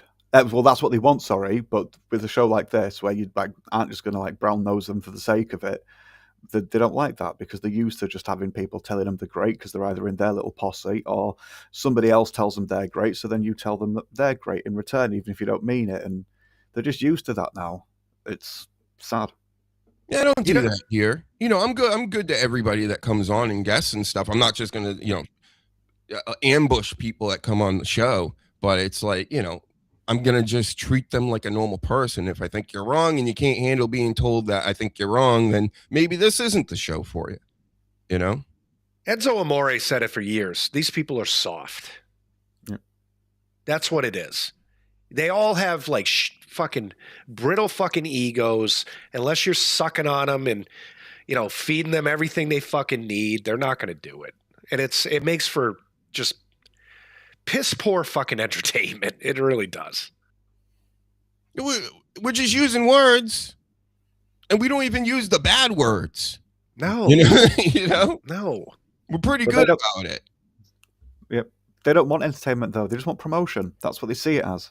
Yeah. The news outlet is promoted by getting them on, and they're promoting them by having them on. So it's just back scratching constantly. And I do understand, that sort of like that's how the world works, and you have to give a little to get a little. But just like Doc just said, you don't need to just like go all in for like, yeah, you're right on everything, and not challenge them about anything ever. It's just I can't imagine, say like the show starts gaining some steam and like gets picked up again or whatever, we get into a network or whatever the case may be in the future, and then people will be trying to come on that ignored me in the past, and I'm gonna be like, huh? You wouldn't believe the people that like people that aren't like in the business ignore me. But they're trying to do things, but then they just don't want to deal with me. For what? Am I that scary? Is it this scary to talk online for everybody? I don't think it's that crazy. They're soft. They're all soft. They're all fragile. They all have self-esteem issues. People that have panic attacks before they go out and have matches. That's the industry we're in right now. I think the only way I see to get over it, and I'm just not doing it, is the drama stuff.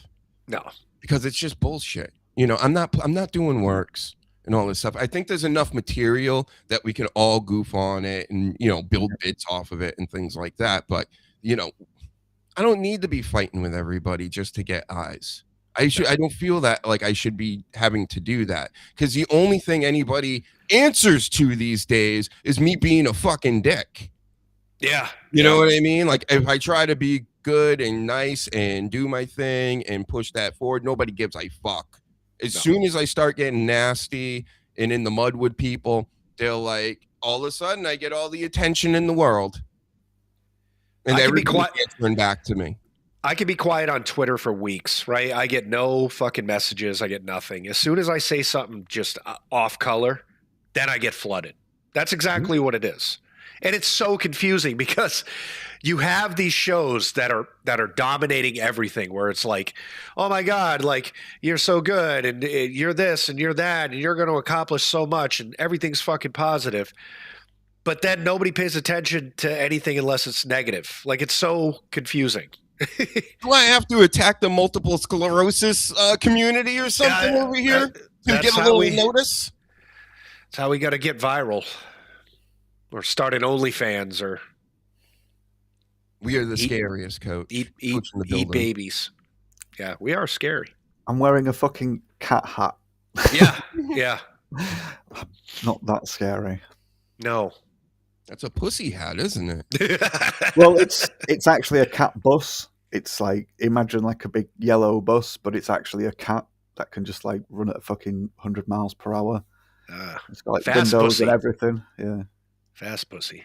Well, we do have to point out, I don't know if I pointed out that Ricochet apologized for his statements, but he did. After I think somebody basically talked to him, and one of the close people to him, and said, hey, maybe you want to take this one down or whatever. And And then Guy's a moron. He's a moron. Just an idiot. Come on the show, Ricochet. Right. Sorry, I missed what he said. I'm very, very sorry. I know it was me being late, but what did he say, basically? A lady online said his acting is still bad, like with some laughing emojis or whatever. And he said, "I'm glad you have MS." And she did. And then everybody went nuts. Because on her bio, she says, you know, I have MS. So the sicko had to go on her page and like look for ammunition and said, well, MS is the one I'm going to use. Mm-hmm. Fucking idiot. Is he a heel at the minute? Yeah, not a very good one. He's a heel, yep. Yeah. That looks I see what he's doing, but yeah. You see what he's doing, but again, it's like what you said, Sleaze. I also heard a clip. Jim Cornette's just like, he's stupid. Yeah, he's an idiot. You got to know where the lines are. Right. And Danny, I'll fill you in with more. So he came after and said, well, it's fine for you guys to sit there and threaten my life and my wife's life.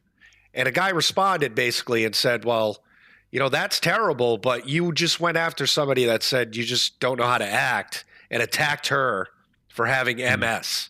Like, that's different, you moron. Yeah. Yeah. Mm-hmm. Yeah. That's why people don't like those other, like, we get it. We understand what's going on. And that's what the pro wrestlers and indie wrestlers and all this out here have to understand, that we're not going to just like nuke them with the worst things in their life or whatever when they come on a public setting with me. Like, we're not stupid idiots. You know, we're not douchebags. We're not scumbags or anything like that. Like, we actually, anybody that's willing to come on and talk to us, I'll put over, you know? And I think people think that we're trolls or we're looking to troll people or get at people, and that's not the case. No. And there's the problem I'm having is a lot of these wrestlers just need to stop interacting with the fans. Like, Rhea Ripley just came out with something else, and I'm not talking shit about her, and it's not bad what she said. But she was basically like, somebody must have body shamed her or some shit. So she was like, you know, she had a response to it. You should be able, as a professional in this business or any kind of entertainment, you know there's going to be shitbags out in their mom's basement that are going to say, well, Rhea Ripley, you know, your body is this. Just don't respond. You know, you don't have to be the almighty and say, well, I'm going to be the voice of the voiceless, and I'm going to be the one that says, hey, you guys need to stop body shaming. Just don't say anything. It's below you. You guys are up here in the public eye, and you got Tom Fuckery that's down in his mom's basement. Why even interact? Why care? And H back in the building. Famous chatter. Famous. Mm-hmm. And Ribshot, of course, famous on YouTube. He gets more likes on one. He has a video up for 5 minutes, gets more likes than all the likes I've ever had in my life. Because we're blacklisted. Yep. That's how famous he is. You should come on, Ribshot. Yeah. Come on here. We'll ask the real questions. 2 Englishmen on one of my shows. I don't know if I can handle that, Sleaze. It's a lot of Englishmen. Yeah. Mark Facebook says AEW is what happens when nerds get popular and powerful. They're all dorks. I can see that. I can see it. Come on my show, you nerds and dorks. Yeah. I'm definitely not one of those. Hold on, let me adjust this. Tom Fuckery sounds soft. He's probably got one of those hats. Oh, no. Yeah, Ribshot does not like your hat. Finally, some drama. Let's go. And yeah. I am not involved. We're building up a Ribshot Danny fucking match for Mania. Yep. Who's the real English guy on the DrHUGE show that's going to talk about wrestling, right? And then he'll come on with a different hat or something. Find your hat, Ribshot. I think he's got one like what's his name over there? The one that used to do the gimmick. We the People. Oh, no, Jack Swagger. Yeah. Jack Swagger in AEW with his hat. Remember he had a whole hat gimmick over there? Right. Mm-hmm. I think I dodged that. I forgot he was in AEW, to be honest. Or I repressed it, one of the two. Yeah. Your hat's better than his, Danny. I'll give you that. Mm-hmm. So what would we rank Rib Shot and Danny Damage The at WrestleMania? Level? Yeah. 1 to 5. -1. Yeah. In reality, for us, I think we'd get a hoot out of it. Unless this Rib Shot, you might be 6'6", 300 pounds or something. Yeah. Yet, I don't think I've ever seen Rib Shot. Well, Jeez. he hides. Yeah. But we're going to see him soon. He's going to come on the show. And, yeah. Challenge Danny. Everybody. Yep. Everybody's Hat going to match. see your face, Rib Shot. And what Stuttering John just canceled his show after hearing. I got to look this up. Hold on. What? It's not fact, Jack. I think he's trolling me. Mm-hmm. I never called him a nerd. He's the Duke. I would never call my Duke a nerd. Right. Paladin gives Danny's match a 3. Out of 10. All right, so he's a little interested in it. A little bit. All right. Come on, Rib Shot. Don't duck us. We still got weeks to plan out this creative story. Yeah, we don't want you being a Logan Paul over here. He's going to be like, well, yeah, my work or something. They won't let me. Sure. Jeez. How's it sound? Does it sound like the shit's out here? Sounds like no, you're good. All right. Trying to fix this. On my end, I guess, but I'll take it. I don't care if it sounds like shit to me. HVAC North with the cat orange whistling. How you? He knows he's one of the goats. Yeah. And I'm going to be going on Stuttering John's show, HVAC. I told you that in the chat the other day, but you got thrown out for saying too many N-words, I heard. Yep. Oh, my God. Said too many N-words on the White Nationalist Rumble app, and they kicked you out. And I tried to tell you all about my latest victory in the streaming game. And, yeah, I don't know if you saw that, but that's a fact, Jack. John said, I'm coming on. He's already sent me the link, but he did it after I waited like 3 hours to go on. But I could be going on tonight if he's doing a show tonight. He said he's leaving in the next week or two, so I made my move. I'm like, not before I get on, bro. And, how many N-words is the limit on that stream? I don't know. I didn't flag it, though. It wasn't me. Say whatever you want, everybody. Now we got some more of these face turquoise drinking coffee. What? And Rib Shot's not 6'6" or nor 300. He's bigger. He's bigger. He's 7 foot, 550. Big show, yeah. Yeah. And, he's the big rib. And like you pointed out, Sleaze, earlier, just and Rib Shot out in the chat, and with the excitement of wrestlers, I saw a random clip yesterday of the Big Boss Man fighting the Mountie, and how he arrested him afterwards, and the other good old boy, like Southern cops, came in, and they're all arresting the Mountie and throwing him in the paddy wagon. And that's great.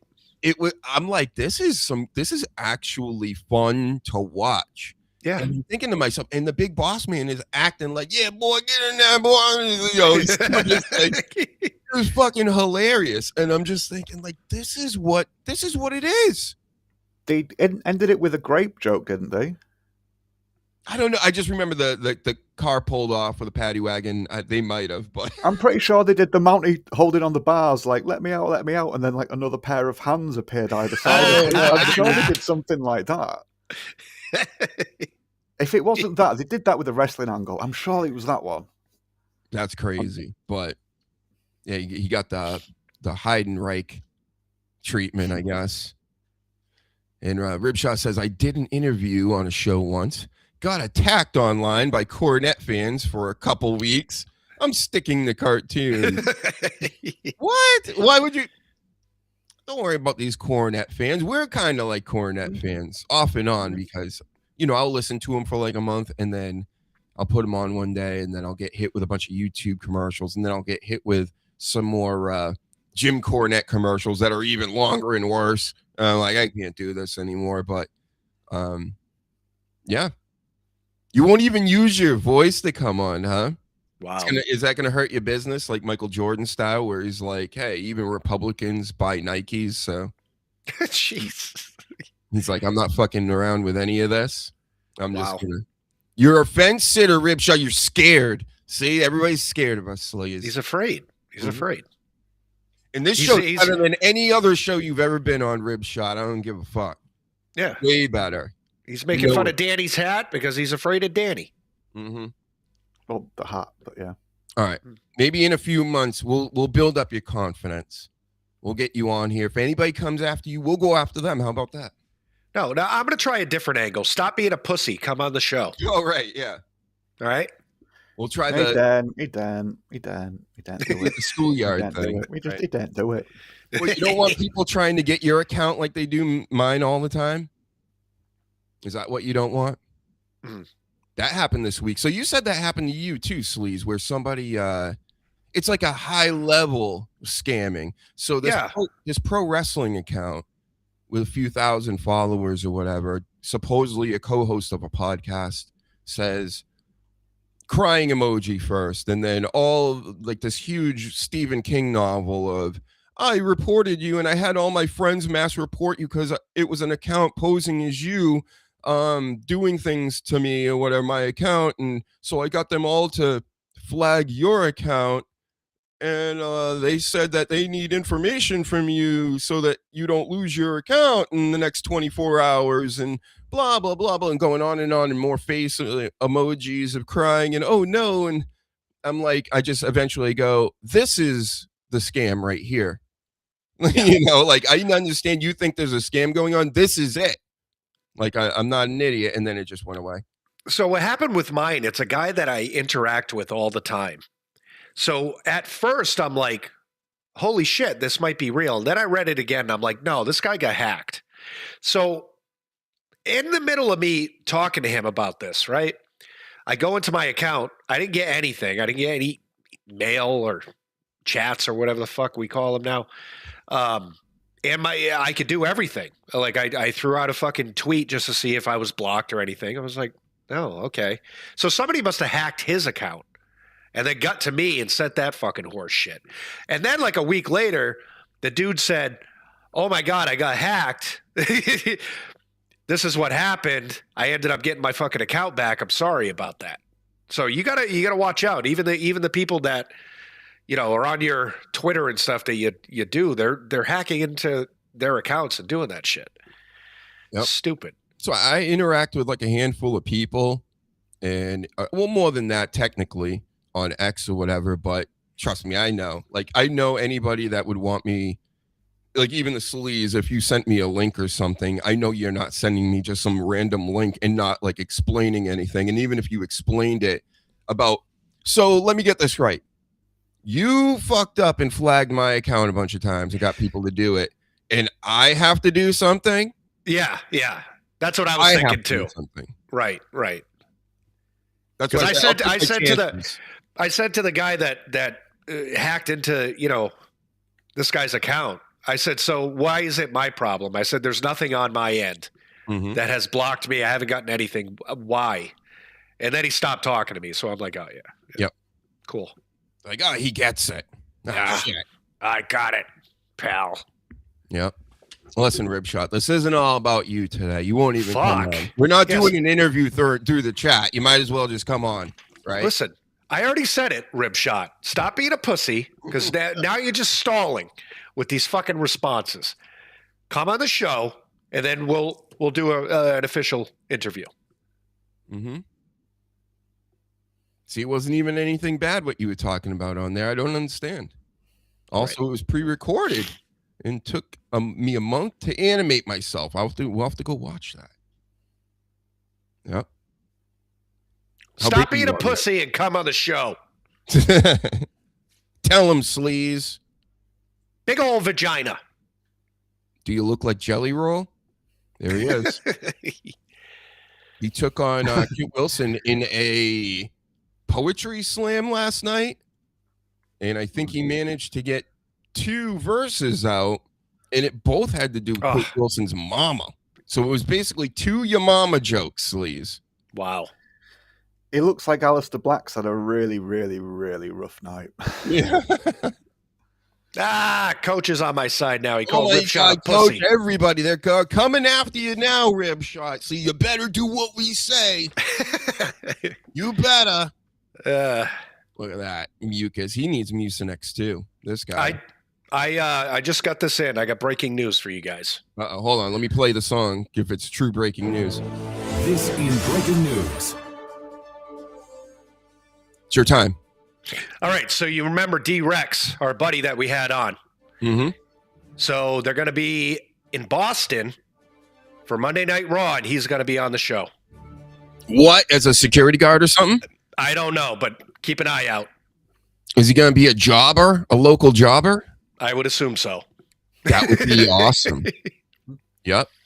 Cool. Friend of the show, D-Rex, professional wrestler, is going to be a jobber on Monday Night Raw, I think. That's cool. Thank you.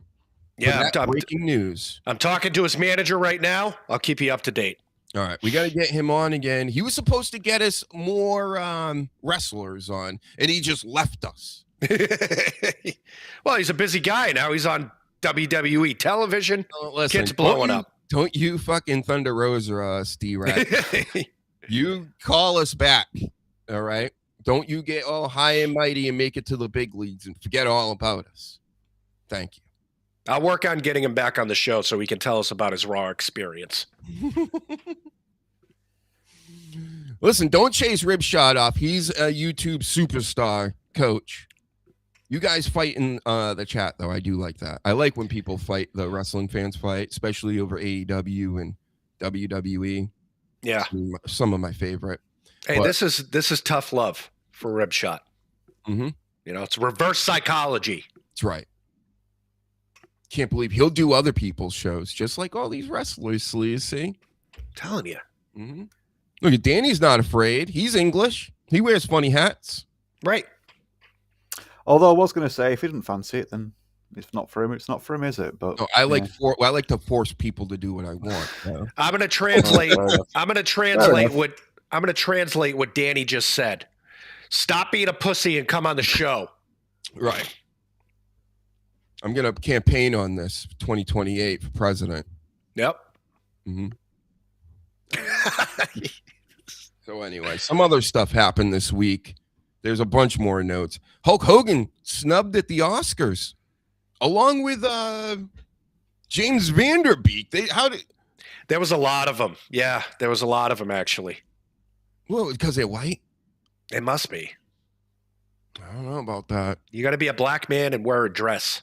I mean, Hogan was legitimately a leading man in like several Hollywood movies. Not very good movies, but several. There's still movies. Right. Yeah. So, I don't know. He was in what? Rocky 3? That was a big one. That was huge. Suburban Commando, Sleaze. Terrible movie. I don't know. A great kids movie. The kids will love it. What was wasn't he a nanny or some shit too? Yeah, Mr. Nanny. Mr. Nanny. Thunder in Paradise. Yeah. And more. No Holds Barred was his best one. Well, I just don't like it. How dare they just never speak on the James Vanderbeek, of course, is a little more shocking because it's not like people didn't know who he was. Like I never what was it, Dawson's Creek and all these things. I never seen an episode, but I still know who he was. So I found that to be odd. Just the Oscar, all these award shows, they've been way off the rails for many, many years. But now it's just, let me just give you this, everybody. I know this is not going to make me any fans, but I'm right about this because I'm going to tell you right now, there's reasons to not like Michael B. Jordan. At least I don't. Number one, the reason why I don't like Michael B. Jordan, he's the most cringe Marvel villain in the whole MCU, and that's saying a lot because there's some cringe villains in there. He tried to act like a street dude, but it just, to me, it was not real in the least. It wasn't real at all. So when he's putting on this whole like he's from the streets act as Killmonger, it fucking sucked. It's the shits. I really like feel cringe whenever I see that Black Panther movie and he's the bad guy in it, and acting like he's acting like a black man. It's like, that's not, no. And then we got him, how he stole the Rocky franchise basically from Rocky Balboa himself. So the Creed movies start happening. Balboa brings him in, Sylvester Stallone says, we're going to do these movies. By the time the third one comes out, Sylvester Stallone's like, the motherfucker took the whole Creed franchise from me, and now he's doing this whole thing with Kang over here. He's fighting Kang, and I'm not saying Balboa's got to be all up in your video and in your movie and stuff every single time, but it's kind of based off of Rocky. It's his whole idea. It's his whole premise, and you kind of nudged them out and took it over. And then this vampire movie, Sinners, comes out. I haven't even seen it yet, so I can't really speak on that, because it looked like another pretentious, culture movie. You understand what I'm saying? So maybe it is good. It just feels pretentious. It feels like, ooh, we're not street people. We are now Sidney Poitier and the top actors in the world. It's like, I get what this is. I'm not going to say it's a DEI thing like other people, because of course there can be talented people of all different kinds of creeds and races and things. But if you haven't seen The Pendulum Swing, I didn't want that old guard with all them old white farts giving each other awards all the time. Now I don't want it with all the blacks and the gays giving each other awards all the times. It's just, I want there to be complete, like, we're just looking at the art for what it is and not the fucking people. It's a fucking social club. It's nothing more than that. So it's not like, oh my God, you were the best actor. It's who's the hottest right now, who's going to make the most money, who's in the club, who's eating the babies. That's what it is. And right now, that demographic or that group of people or that selection of fucking talent is the new thing. Like, I'm watching the new Candyman. Like, again, all these movies feel, it has that level of, pretentiousness. It's just that word it keeps popping into my mind, because it's the Candyman's dealing with killing people in their art museums and things, and it's just so over the top. It's like, we get it, we get that everybody can be artists and then be in this and that, but it just was so, like, with the overtones of it just feels like we can do it too. It's like, no shit. We can do it better. Yeah. We can do it better. It's because they reinvent it for a modern audience, as they like to say. But it's, we can do it better. What they meant to say was, and they just fucking have to put their own shit on there. And they didn't start anything. They didn't create anything. And it's fucking cheap. Just all of it. All these remakes, I know that's a very broad brush, but it's unnecessary. Really. And Paladin's generally right about a lot of this entertainment. He keeps up with it. Sinners 2 out of 5. It's boring. I still got to watch it at some point, but I've seen it. It's good. It's not as good as everybody is saying it is. It's like they're treating it like it's fucking The Godfather. It's a horror movie. It was a very well done horror movie, very well written, had a good cast. But for it to be like the biggest thing at the Oscars, it's a bad year for movies at that point. Yep. And that's what everybody says it is. And as soon as I heard that, I'm like, well, I don't really need to see it then, because I've seen Dusk Till Dawn, and that was amazing. And when you watch that and you didn't know what was really going to happen, and then all of a sudden you're in the vampires everywhere, that was amazing. But it sounds like they did the same premise. Like, oh, they just lead you into this thing, and then boom, here come the vampires. It was a good take. It was about slavery. I give them that. It was a good movie. I'm not taking it away. For it to be, what everybody is saying it is, I just don't get it. That's my opinion. Yep. Well, in other news, how about this? Dominic Mysterio rumored to be injured again with a concussion. That's what, 4 in just like the past like year or so? Like some Injuries or concussions? 4 injuries or 4 concussions? Oh, not concussions. This one was the latest, was a concussion, but the other one I think was, God, it was, I remember his arm was in a sling, a bunch of different. He's like 140 pounds. You know what I mean? Like, you're gonna get hurt. That's a problem with wrestling nowadays too. These guys are so small that they can't take these bumps. That's what I've been saying, man. I don't know. They get these fucking people in the weight room. Everybody go in the weight room. And like Javon Evans is going to be a future fucking star. Right now, he needs to pack on a good 40 pounds. Yep. He makes me nervous every time I see him get in the ring because he's built like a skeleton and he's going to snap something. There's no cushioning, you know, and all that stuff. When he first came up to the main roster and he had some kind of match and then he came out with all that tape on him, I'm like, here we go. Yeah, he's too small for this shit. Mm-hmm. And even the ladies wrestlers, who's Ivy Nile, that little one that's packed full of muscle, she's gonna be all right. You know, I think she looks like she lifts weights. And there was a guy online, a professional, that trained Kobe Bryant and Michael Jordan, and he's like, you gotta lift iron. He's like, that's where it's at. He goes, what it does is it teaches your ligaments and your joints and everything else how to move with your body. Like you can go this far, you can do this much, and that's it. You know what I mean? All the elasticity and the bands and the this and that. He's like, that's all good and stuff. It's too controlled. You need to do the iron work. If you don't do that, you're going to get hurt more. And all pro sports, they've gotten away from that. Well, turns out the old way of doing things is better. So, well, people are going back to just dumbbells, playing and banging. Yeah, Dr. Huge over here. Yeah, you can tell a difference because I just started working out again, and over the years I've done both. I've gone to a gym with all their elastic Bowflex bullshit, and there's a different feeling. You know what I mean? As to when you're doing it. Like I have a notorious thing with my body. That like my right arm, I'm right-handed, is way stronger than my left. So if you're doing yes, and if you're doing these rubber bands, you don't feel anything different. If I'm doing free weights, I feel more on my left arm because it's struggling by itself. You know what I mean? It's that's how you build bulk. We're experts on everything, all right? Yeah. So lift weights the way we say. Well, my thing is I need to start jerking off with the other hand. Yes, try that too. Yes, it's not the same. You know, it's like a stranger.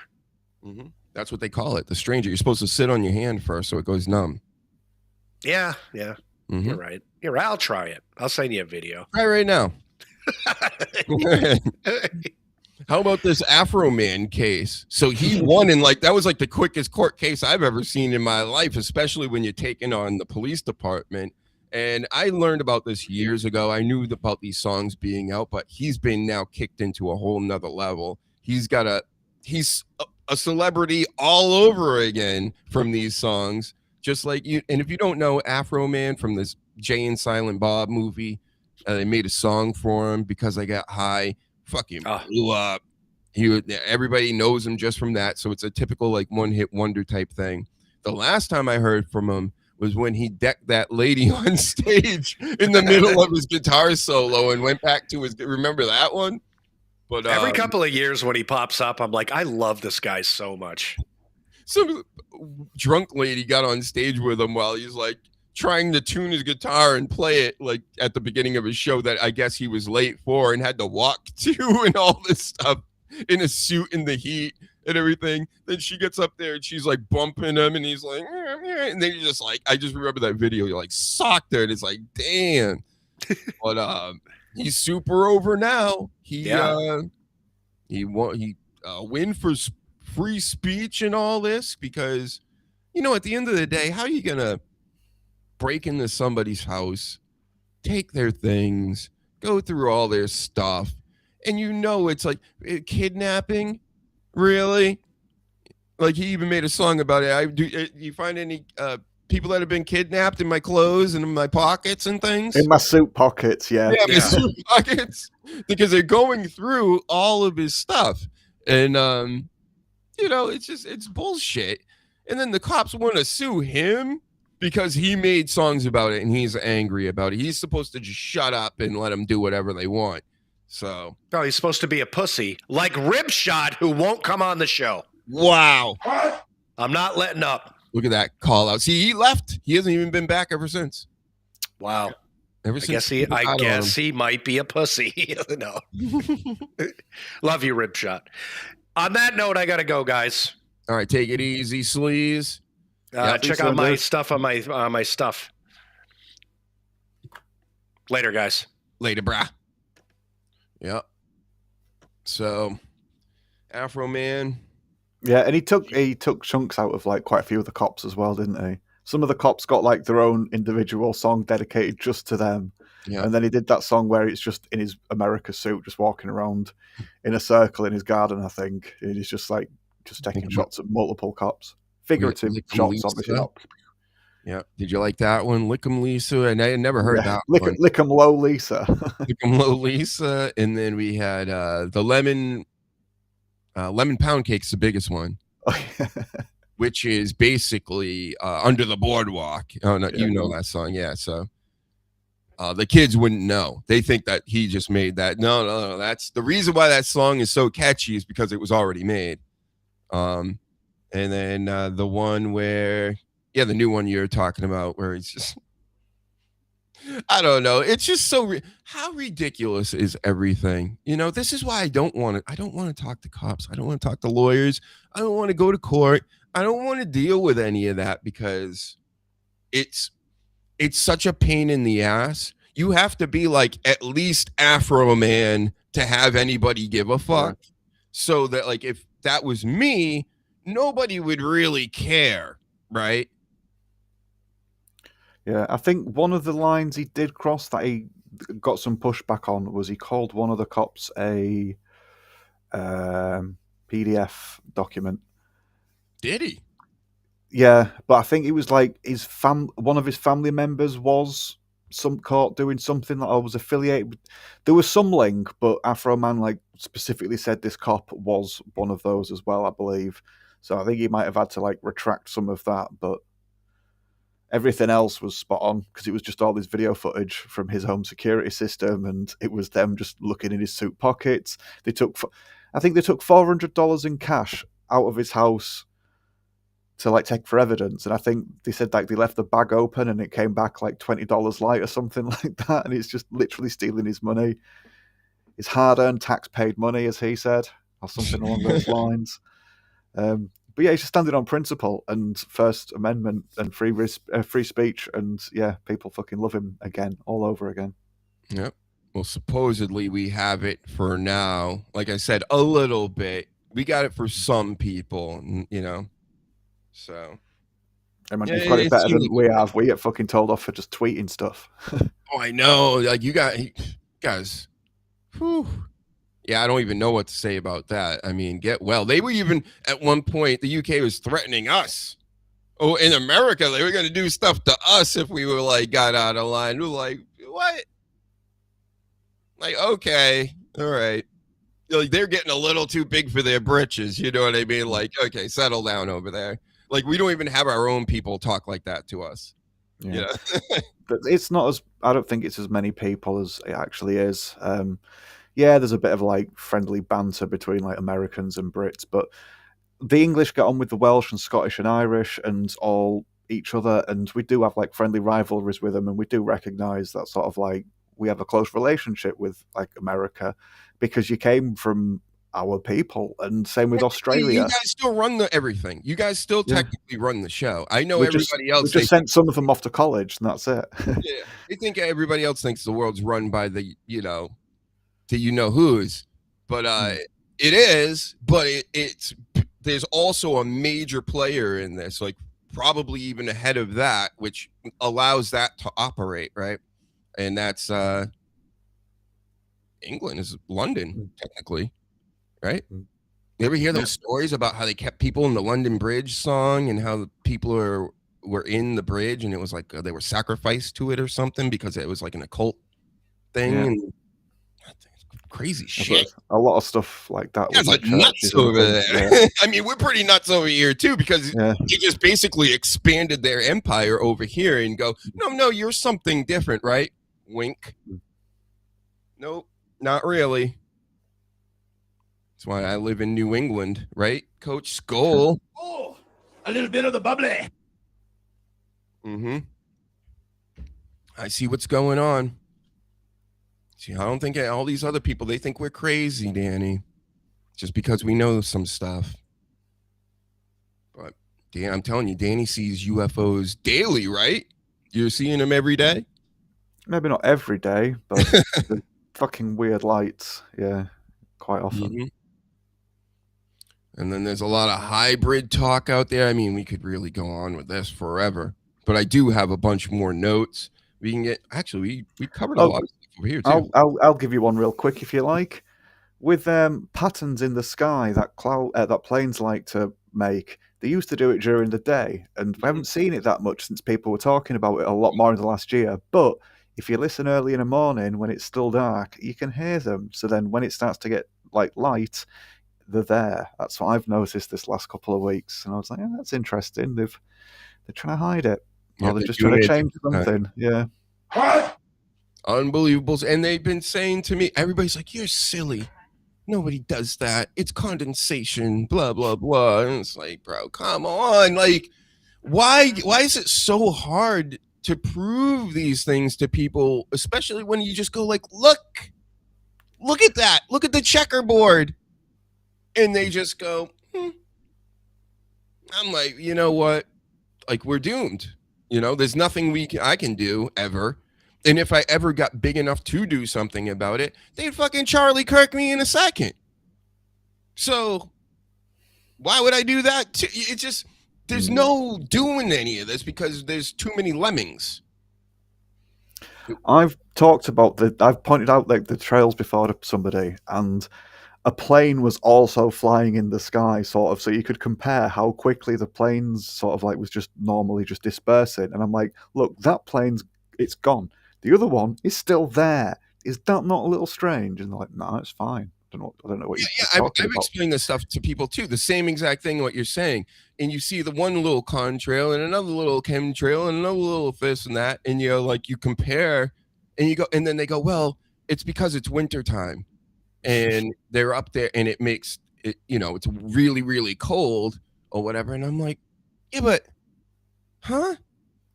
that doesn't even compute to me. So because it's cold, I'm like, it's always going to be cold up there no matter what.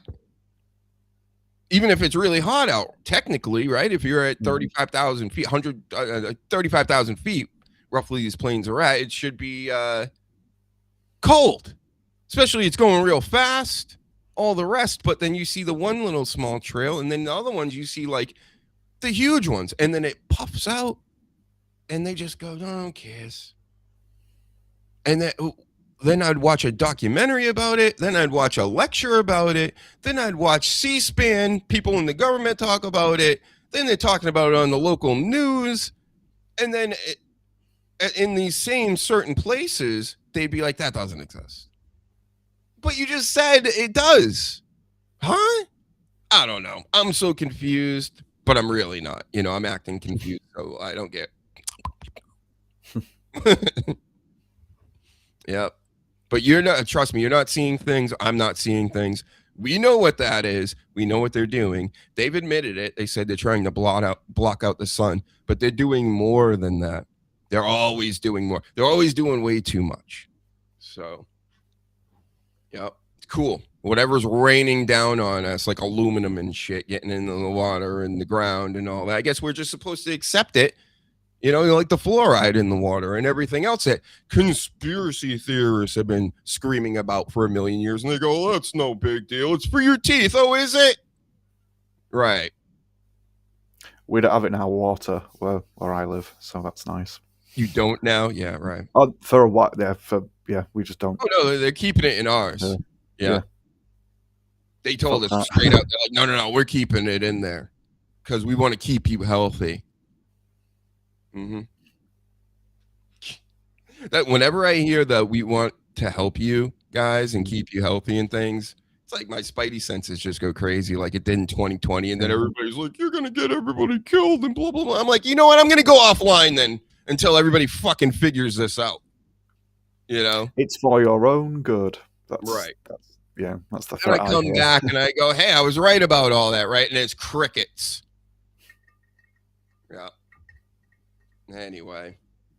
I mean, we can go on and on, but I think we might have said enough, Danny. And it is very late over there because your daylight savings hasn't even hit yet, right? Yeah, well, no, that just means it's not as late as it normally would be. Oh, really? Yeah, it's only 9:10 now. Oh, okay, that's what actually works out. Yeah, it makes sense. Got it. Yep, so, okay, I got a few more stories. Sasha Banks, this is actually hilarious. I saw this the other night. There's a thumbnail of her somebody made online for their video. You know, they're always trying to get these clickbait stuff. Now, Dr. Huge, hit the like button. Never do that. But there was a thumbnail of her in a powerbomb position where Triple H has her up in the air. And it just says, he ate my pussy with an exclamation point. And then another, like a picture of her face off to the side, like, oh, like she can't believe what's happening or whatever. And she caught wind of this thumbnail and has made a whole deal out of it and telling everybody, go flag it and get rid of it. Why are people doing this and all? I'm like, it was actually kind of funny, you know. I can't hear you. Sorry, yeah, no, I'm muted to have a drink, sorry. Did it have the opposite reaction to what she expected? Did it cause more people to go and check it out and not flag it? I know. I'm assuming. I don't know. I just heard this story and I saw the thumbnail, and the thumbnail is fucking. It's with the title. Just he ate my pussy.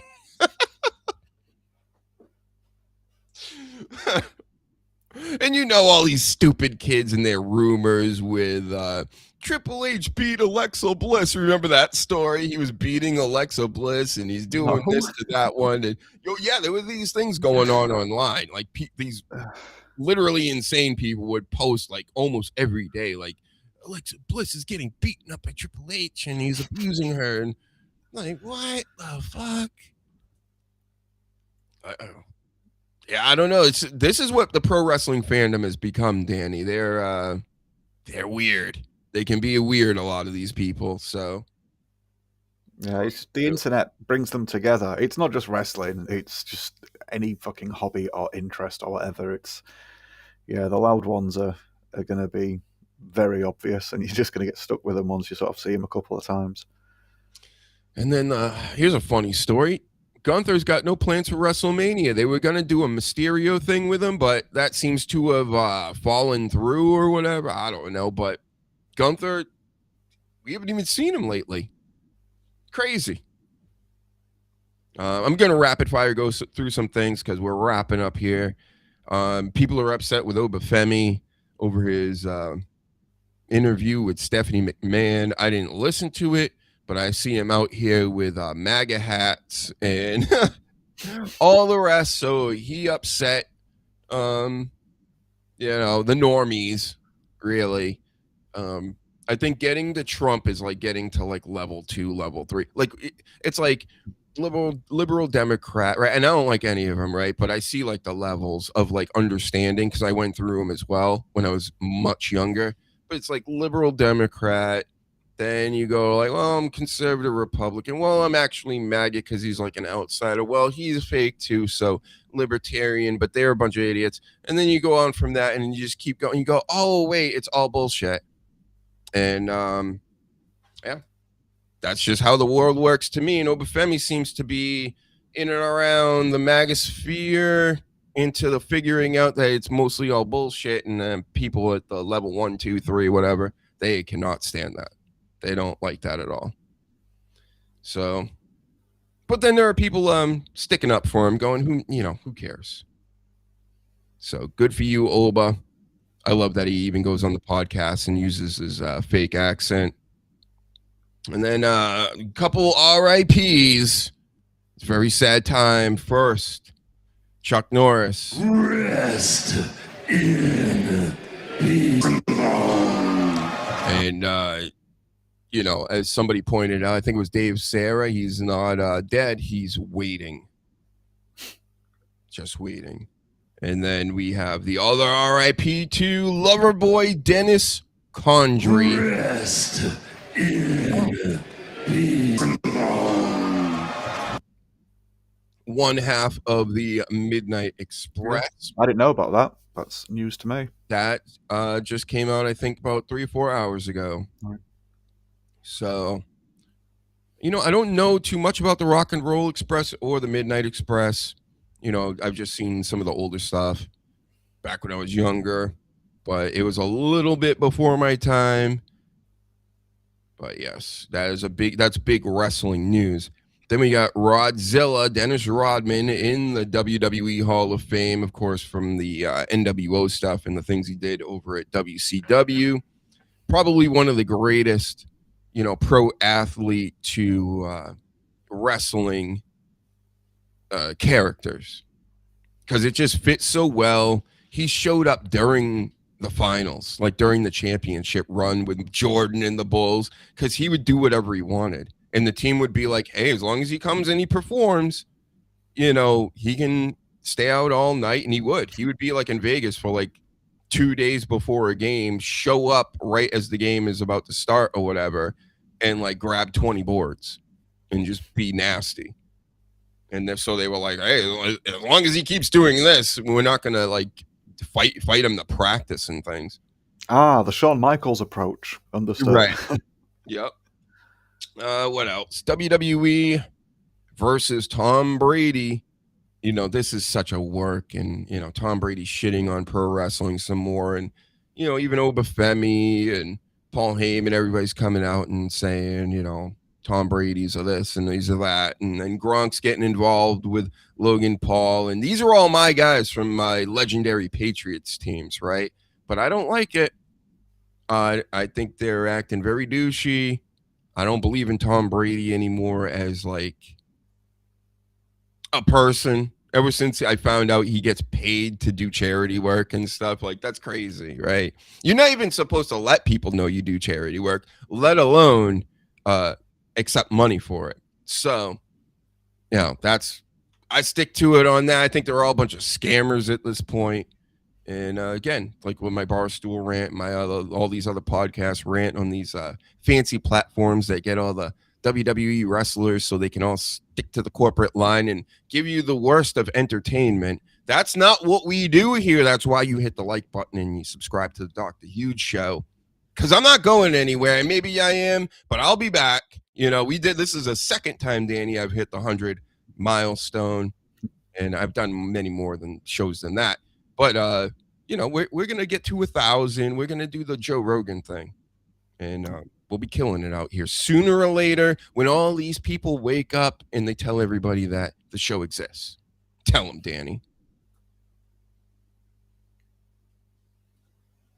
Yeah. I was waiting for it. I saw your hand. Yeah, I saw your hand go over there.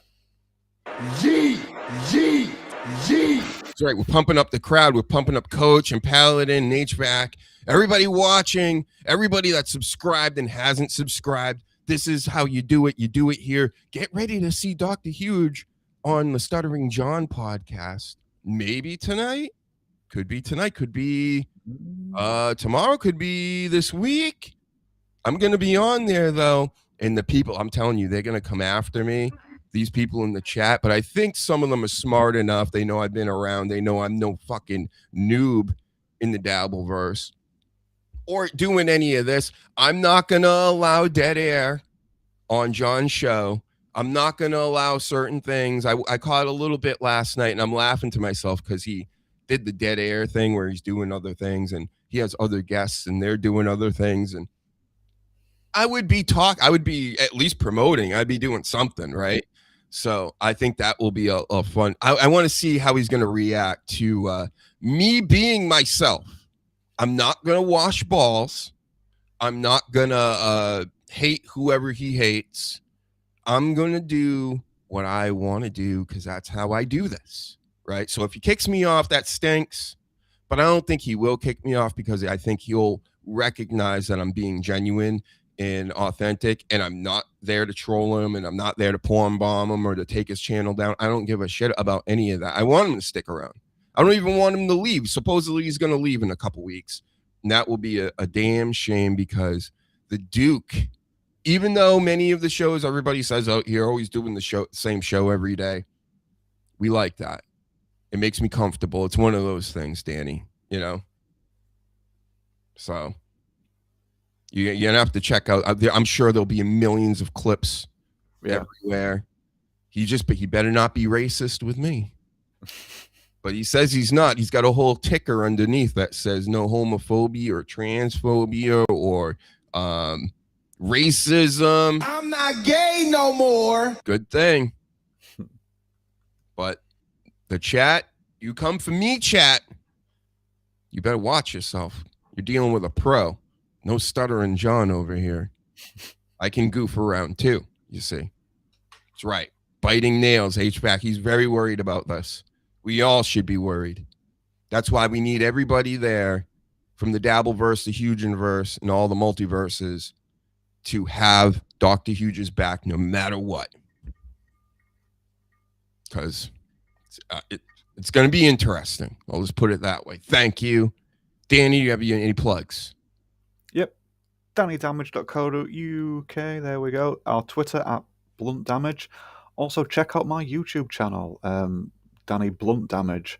I've just uploaded a shitload of shorts, primarily on the One Piece live action, but it just deals with like live action sort of like remakes and shit anyway. They're just little snippets. It's been fun to go over something I made a couple of years ago and just cut it down.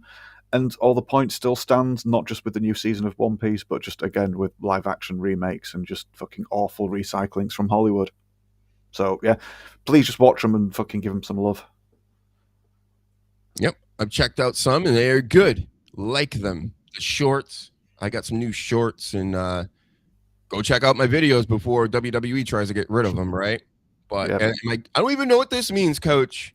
I don't even know what that means. I'm going on as me and the doctor. How about that? I'm the same thing. Doctor me.